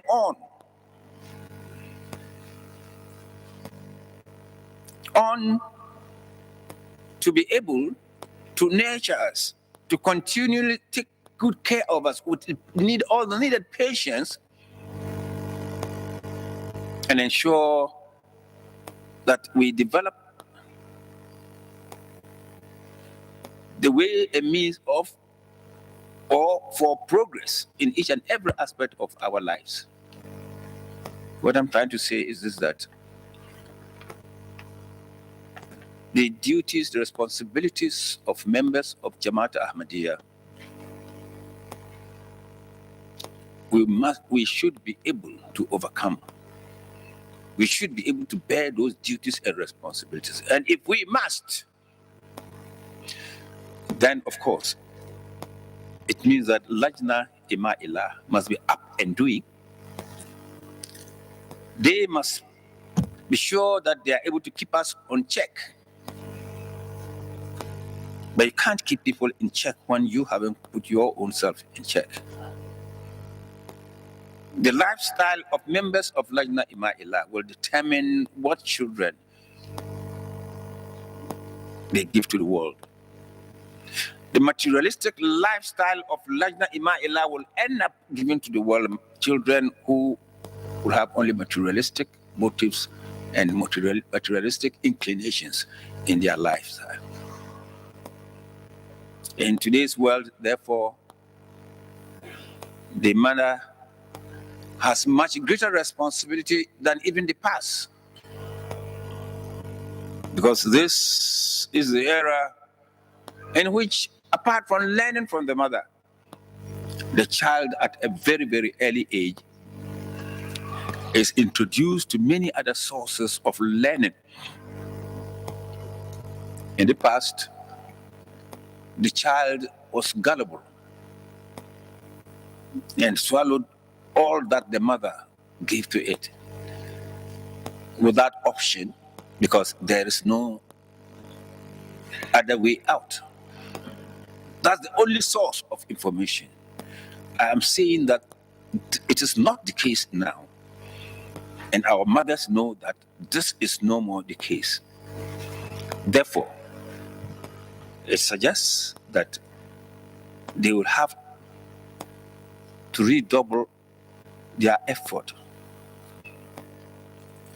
They must make every effort to redouble and develop the spirituality in them. and give the children that spiritual touch, and ensure that with the help and grace of the Almighty Allah, the children are so much imbued with spirituality at a very early age, so that we grow from strength to strength into maturity and majority with and in us the spirituality. It is then that we will be able to have the panacea that will help us overcome materialism and immorality, for that matter.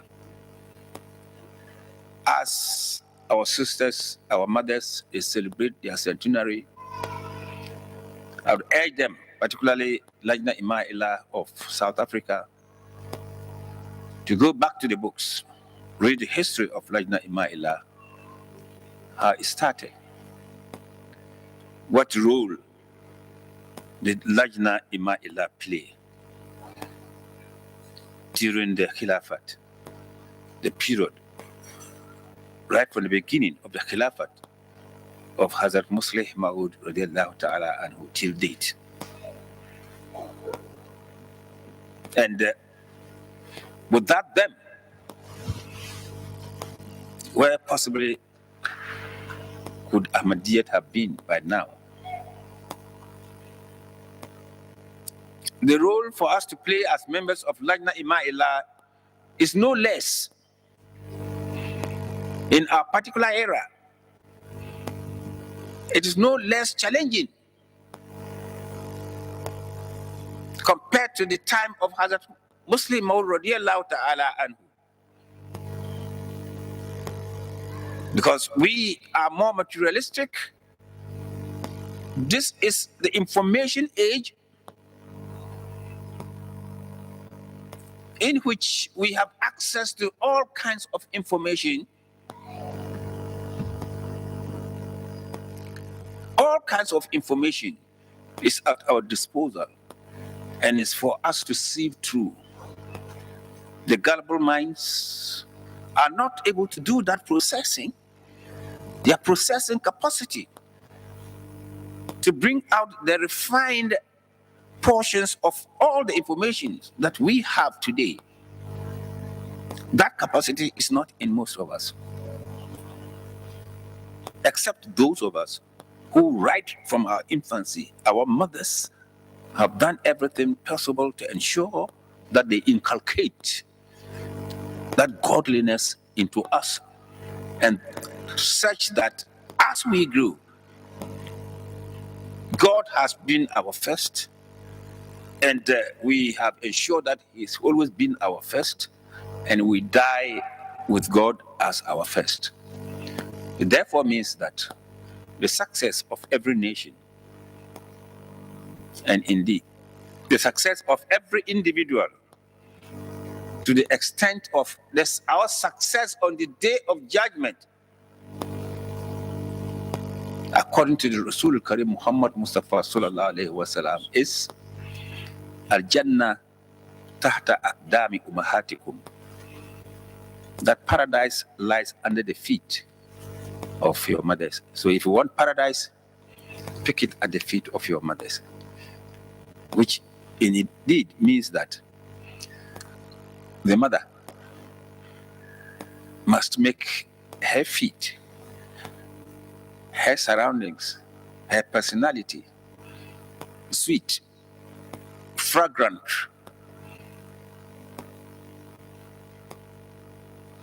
such that will always be attracted. Each and every child will be attracted to the mother, because it is the attraction that will send us to the feet of the mother, and that is where Jannah, paradise, is, according to Rasul Karim sallallahu alaihi wasallam.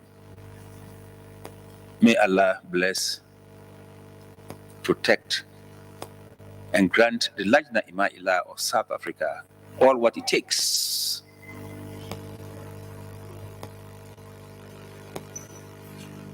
to remain committed to Khilafat Ahmadiyya and remain committed to the moral, spiritual, just as they are to the physical upbringing of current Ahmadi Muslims and future Ahmadi Muslims. Assalamu alaikum wa rahmatullahi ta'ala wa barakatuh.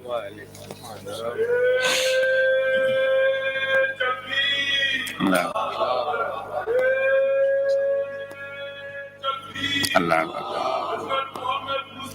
sallallahu alaihi wasallam. Jai. Zindabad. Allahu Akbar. Jazakallah, Ameer Sahib.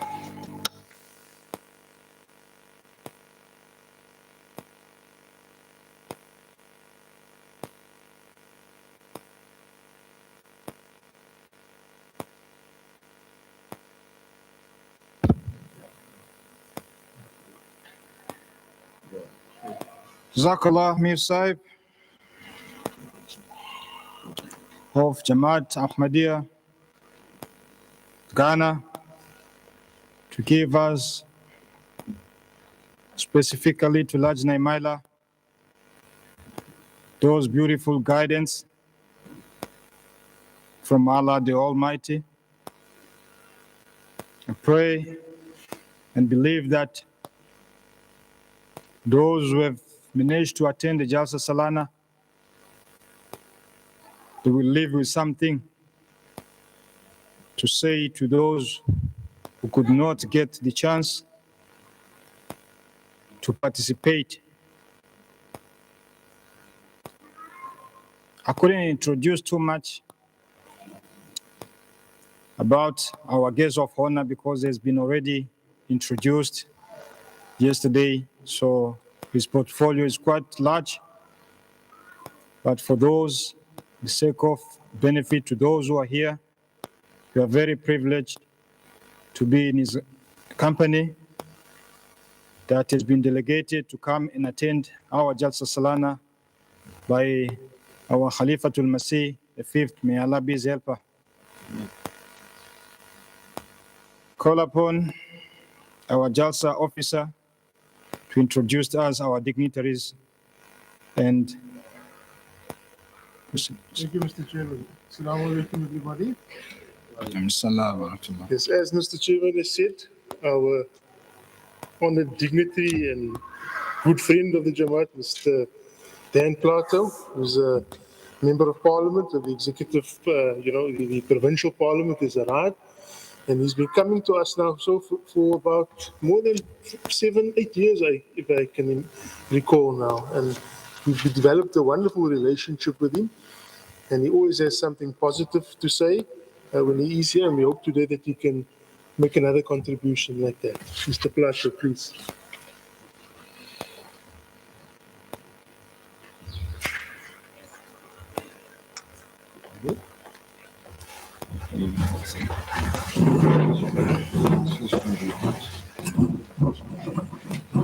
Hello.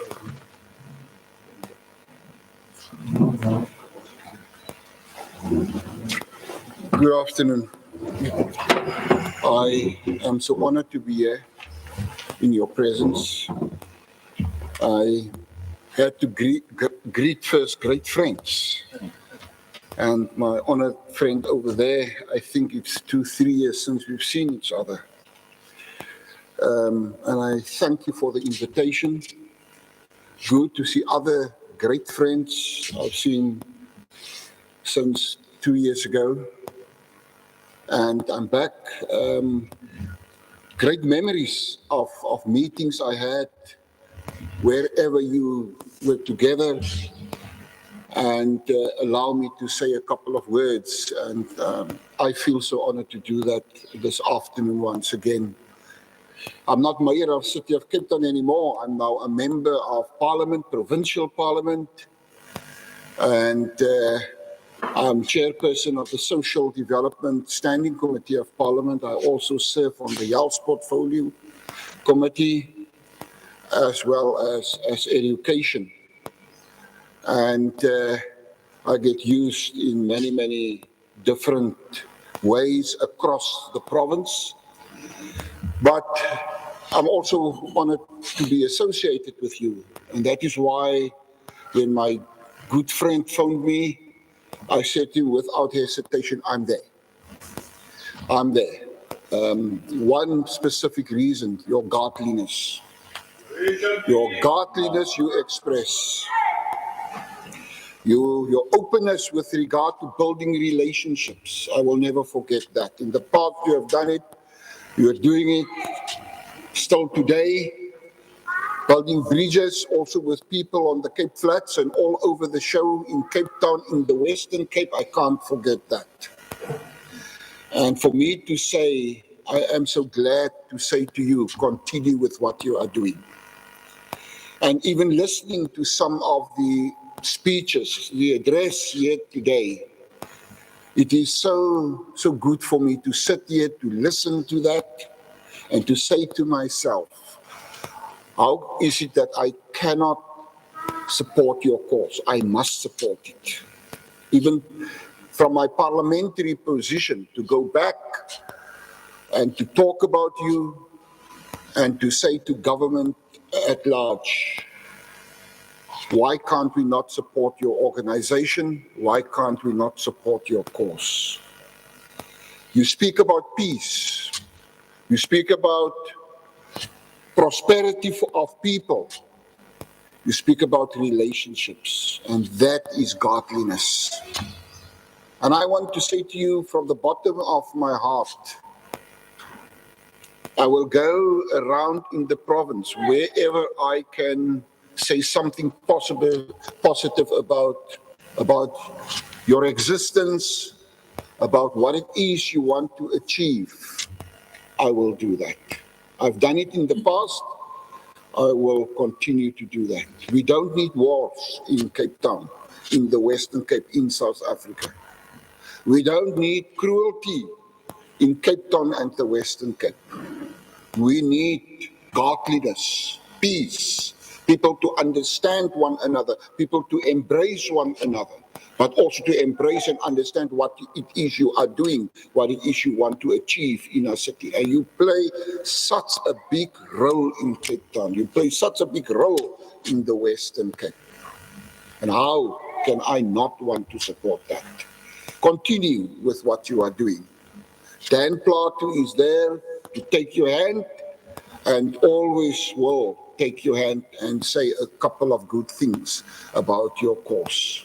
Thank you so much for having me, and thank you so much for the invitation. God bless you. Thank you. Amen.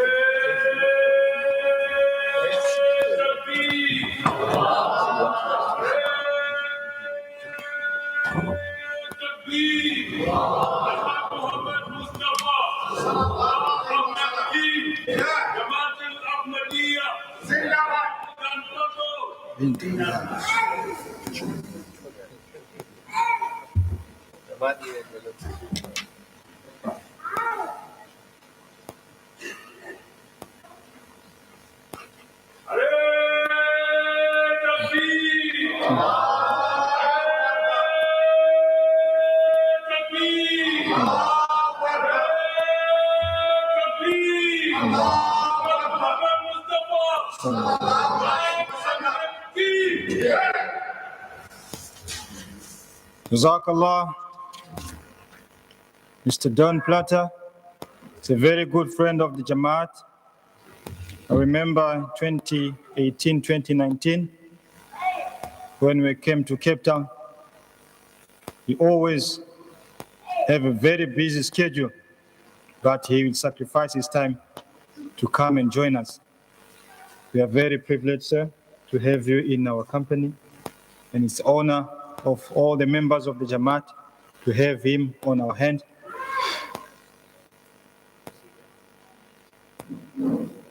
Our next item on our agenda is the international relations, the principles of absolute justice, equally applicable to all. And this will be presented by our National Secretary Ristanata from the Western Circuit Jamaat, RAYAAN Alam Sahib. Assalamu alaikum wa rahmatullahi wa barakatuh. Wa alaikum assalam. Respected Ameer Sahib, Ghana, National President, South Africa, Mr. Chairman, Honorable Mr. Plato, my brothers and sisters, guests, ladies and gentlemen, Assalamu alaikum wa rahmatullahi wa barakatuh. Wa alaikum assalam. May the peace and the blessings and the joy and the mercy of God be on all of you. I've got a difficult task in that I have just about 10 or 15 minutes to conclude a speech which I was allotted time for. We are falling slightly behind our program. And the topic that I must cover, that I've been asked to cover, is quite a complex one. You know, the international relations and Islam's, in line with our theme for the Jalsa, which is Islam's response to contemporary issues.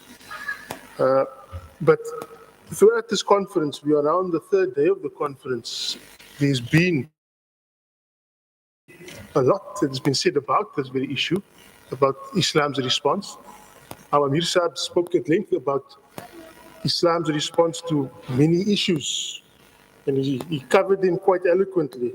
And I've been asked now to speak on that aspect of the international relations between nations and the principle of absolute justice and Islam's response on that.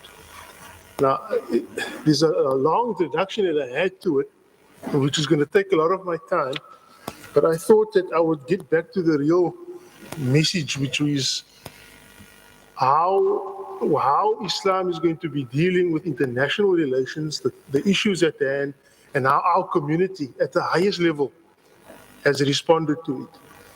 And our leader, I mean, we've been responding to these issues facing humanity, which our Amir Sahib has mentioned, which our global challenges, which is poverty, inequality, the inequality in the health system, the economic system the previous speaker spoke of. And I can think of no better advice and counsel than that given by our current leader to the world, to the most powerful nation of the world in 2012. When he was asked to address Parliament in 2012 on Capitol Hill, the very Capitol that was stormed in 2021 by the Democratic Party, some Democratic Party, not Democratic, Republican Party fundamentalist people. And in 2012, that happened in 2021, but in 2012, our Khalifa spoke and he addressed Parliament, the American Parliament, and gave him some advice. And considering my limitation of time, I'm going to repeat that advice today in answer to the subject that I've been asked to speak upon.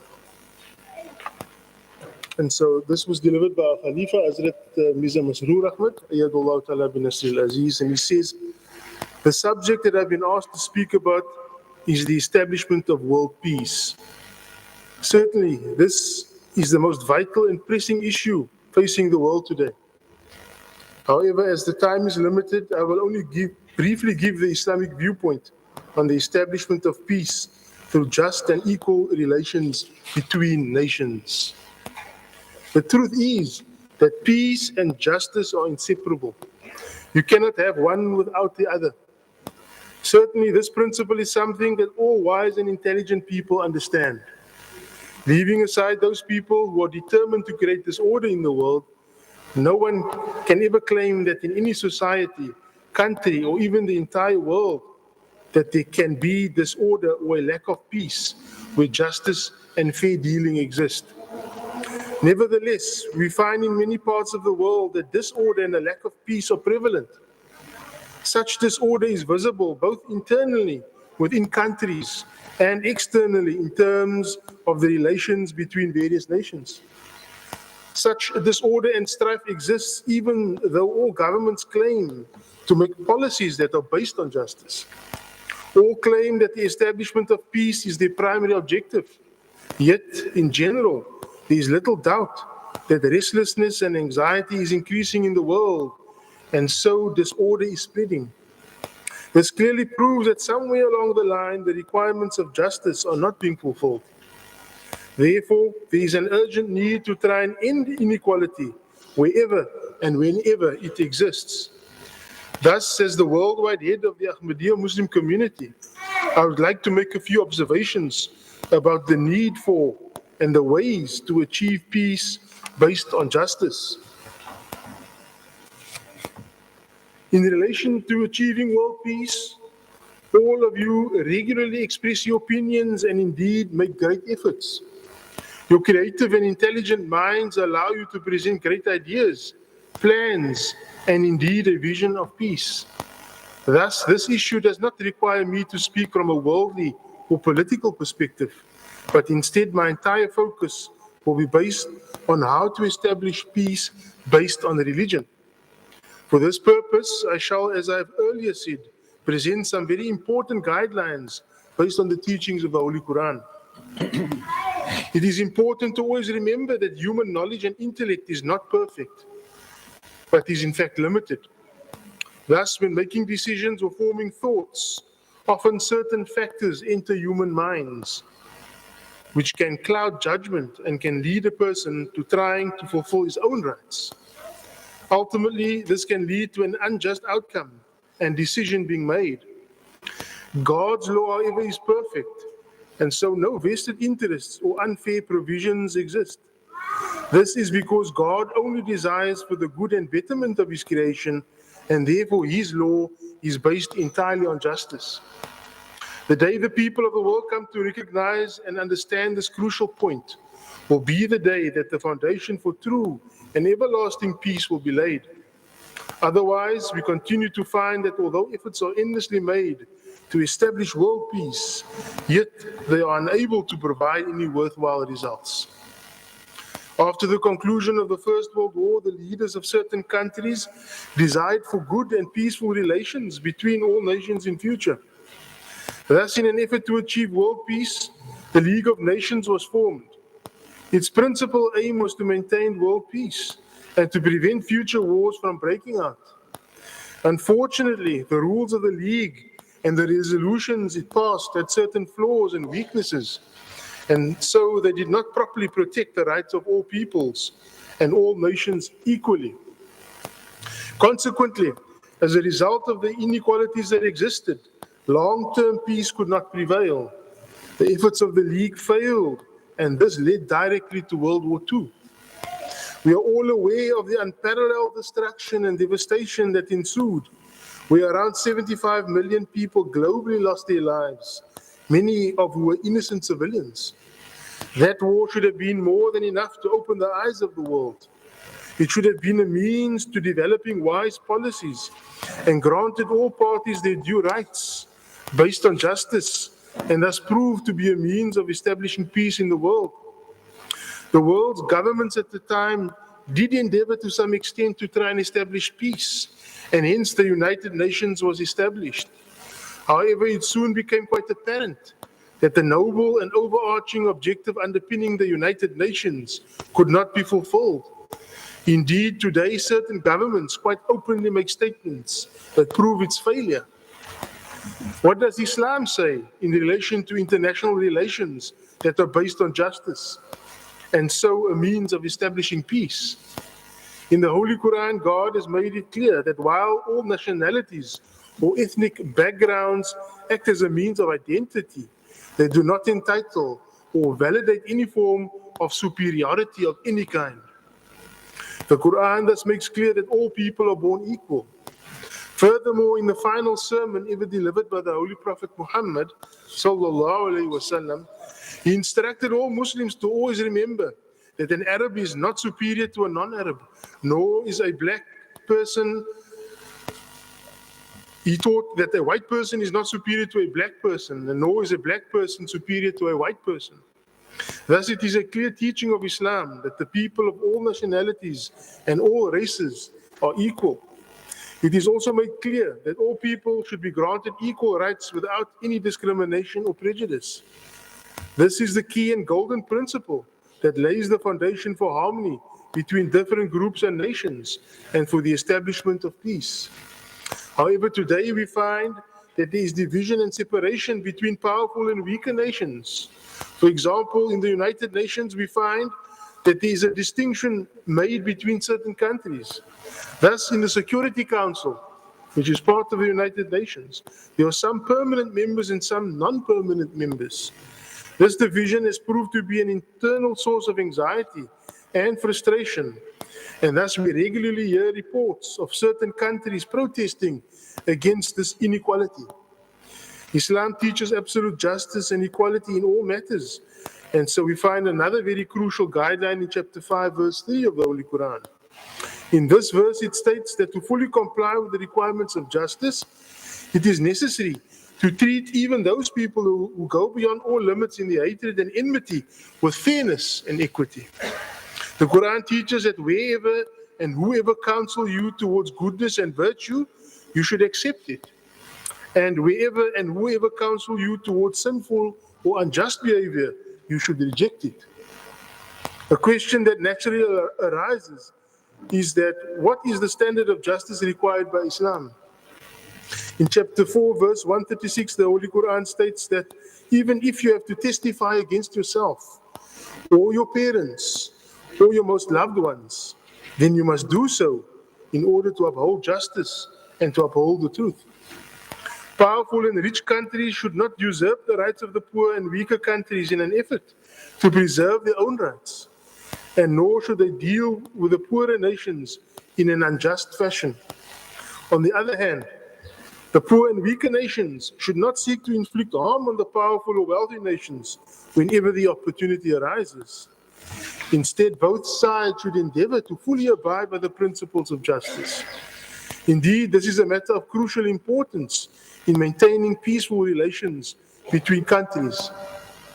Another requirement for peace between nations based on justice is given in chapter 15, verse 89 of the Holy Quran, where it states that no party should ever look enviously at the resources and wealth of others. Similarly, no country should seek to unjustly appropriate or take over the resources of another country on the false pretext of trying to assist or support them. Thus, on the basis of providing technical expertise, governments should not take advantage of other nations by making unjust trade deals or contracts. Similarly, on the basis of providing expertise or assistance, governments should not try to take control of the natural resources or assets of the developing nations. Where less educated people or governments need to be taught how to properly utilize their natural resources, then this should be done. Then, nations and governments should always seek to serve and help those less fortunate. However, such service should not be rendered with an aim of achieving national or political benefits, or as a means to fulfill vested interests. We find that in the past 6 or 7 decades, the United Nations has launched many programs or foundations aiming to help the poor countries to progress. Towards this effort, they have explored the natural resources of the developing nations. However, despite these efforts, none of the poorer countries have reached the stage or level of the developed nations. One reason for this is certainly wide-ranging corruption by many of the governments of those underdeveloped countries. With regret, though, I must say that despite this, as a means to further their own interests, the developed nations have continued to deal with such corrupt governments. Trade deals, international aid, and business contracts have continued to be processed. As a result, the frustrations and restlessness of the poor and deprived segments of society have continued to increase, and this has led to rebellion and internal disorder within those countries. The poor people of the developing countries have become so frustrated that they have turned against not only their own leaders, but also the big powers as well. This has played into the hands of the extremist groups who have taken advantage of the frustrations and so have been able to encourage such people towards joining their groups and supporting the hateful ideology. The ultimate result of this has been that the peace of the world has been destroyed. Thus, Islam has drawn our attention to various means for peace. It requires absolute justice. It requires truthful testimony to always be given. It requires that our glances are not cast enviously in the direction of the wealth of others. It requires that the developed nations put aside their vested interests and instead help and serve the less developed and poorer nations with a truly selfless attitude and spirit. If all of these factors are observed, then true peace will be established. If despite all these aforementioned measures, any country transgresses all limits and attacks another country and seeks to justify and seeks to unjustly take control of its resources, then other countries should certainly take measures to stop such cruelty, but they should always act with justice when doing so. The circumstances for taking action based on Islamic teachings are detailed in the Quraan in chapter 49. It teaches that when two nations are in dispute and this leads to war, then other governments should strongly counsel them towards dialogue and diplomacy so that they then come to an agreement and reconciliation on the basis of a negotiated settlement. If, however, one of the parties does not accept the terms of the agreement and wages war, then other countries should unite together and fight to stop that aggressor.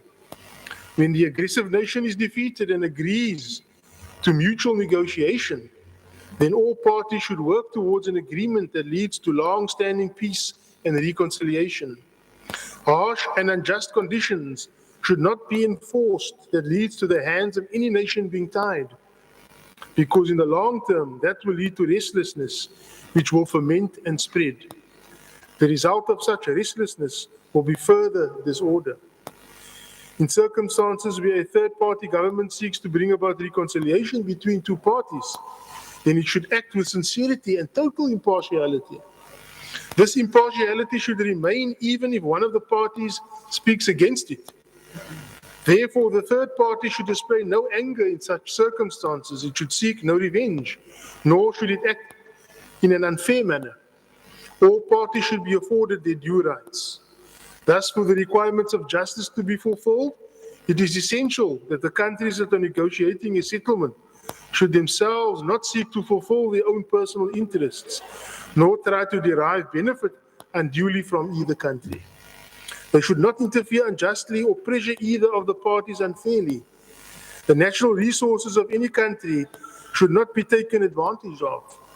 Unnecessary, unfair restrictions should not be placed upon such countries, because this is neither just and nor can it ever prove to be a source of improving relations between countries. Due to time constraints, I have only very briefly mentioned these points. In short, if we desire for peace to be established in the world, then we must leave aside our personal and national interests for the greater good, and instead we must establish mutual relations that are based entirely on justice. Otherwise, some of you might agree with me that due to alliances, blocs may be formed in the future. Or I can even say they have started forming. And it is not unlikely that disorder will continue to increase in the world, which will ultimately lead to a huge destruction. The effects of such devastation and warfare will surely last for many generations. Therefore, the United States, as the world's largest power, should play its role in acting with true justice and with such good intentions as I have described. If it does so, then the world will always remember with great admiration your great efforts. It is my prayer that this will become a reality. Thank you very much. Thank you again. So that was the address to Capitol Hill, and we can see how those words have turned prophetic. It was 2012. That was to a democratic-based government. That was the one political party.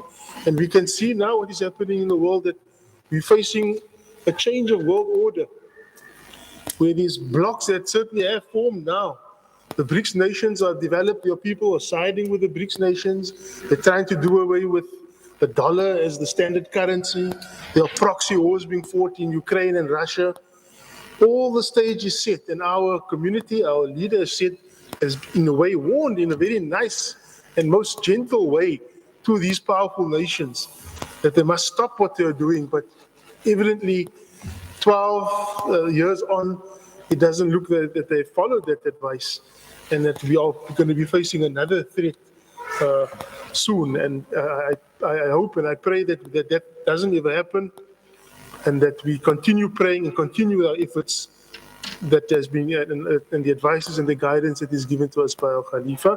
May Allah help us, and may Allah help the world at large for what happens or what lies in the future. Jazakallah.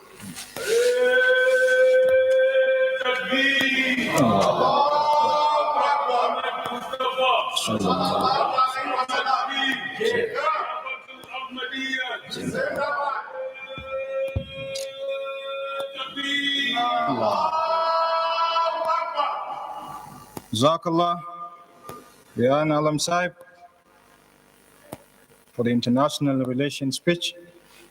As I said, it's a very lengthy speech, but he gave us more in detail and we're able to understand. We've come to the end of the morning session, but before we end and before we hand over to our national President Sahib, Jamaat Ahmadiyya South Africa, just a few words to take note. Thanks Allah the Almighty to bless with this opportunity for the morning session to go very successful. It's a pleasure and honor to be with our guest of honor, Ameer Sahib Ghana. We took this opportunity. It's very inspiring. Sometimes you feel even you don't have words to express yourself. This is the representative of our beloved Imam, whom we requested, and he has to come down just to be amongst us. So we are very privileged to have him here, and we thank Allah the Almighty for that, to be seated together with him. Also to our dignitaries, those who came yesterday, and the one who's here today, the mayor. I'll still call him the mayor because he was our mayor. He's still going to be our mayor. As they call they say former mayor. He was a former mayor, is former president. So we had a relationship where he was a mayor, and our relationship with Ahmadiyya still continue until the last day. Please remember also him in your prayers, because schedule is always very tight, but always have the heart and the love of Ahmadiyya and come and join us. Those who are giving speech, we thank Allah the Almighty to give them the capacity and the capability to prepare a very beautiful speech. They took so much time to put these words together for the sake of educating us, all of us who are here. We thank them all. Those speeches were very beautiful and very educative. In those few words, I'd like to call upon our national President Sahib, Masood Ahmad Zaid Sahib, to give a special thanks and to give the presentation.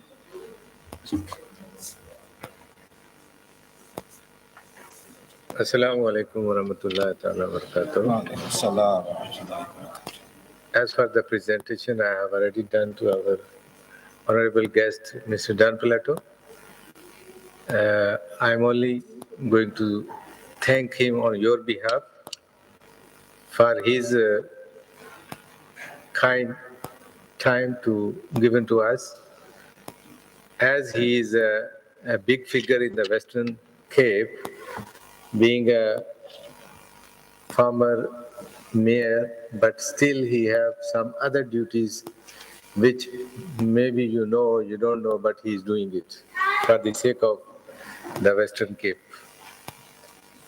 So Mr. Dan, we are very thankful to you.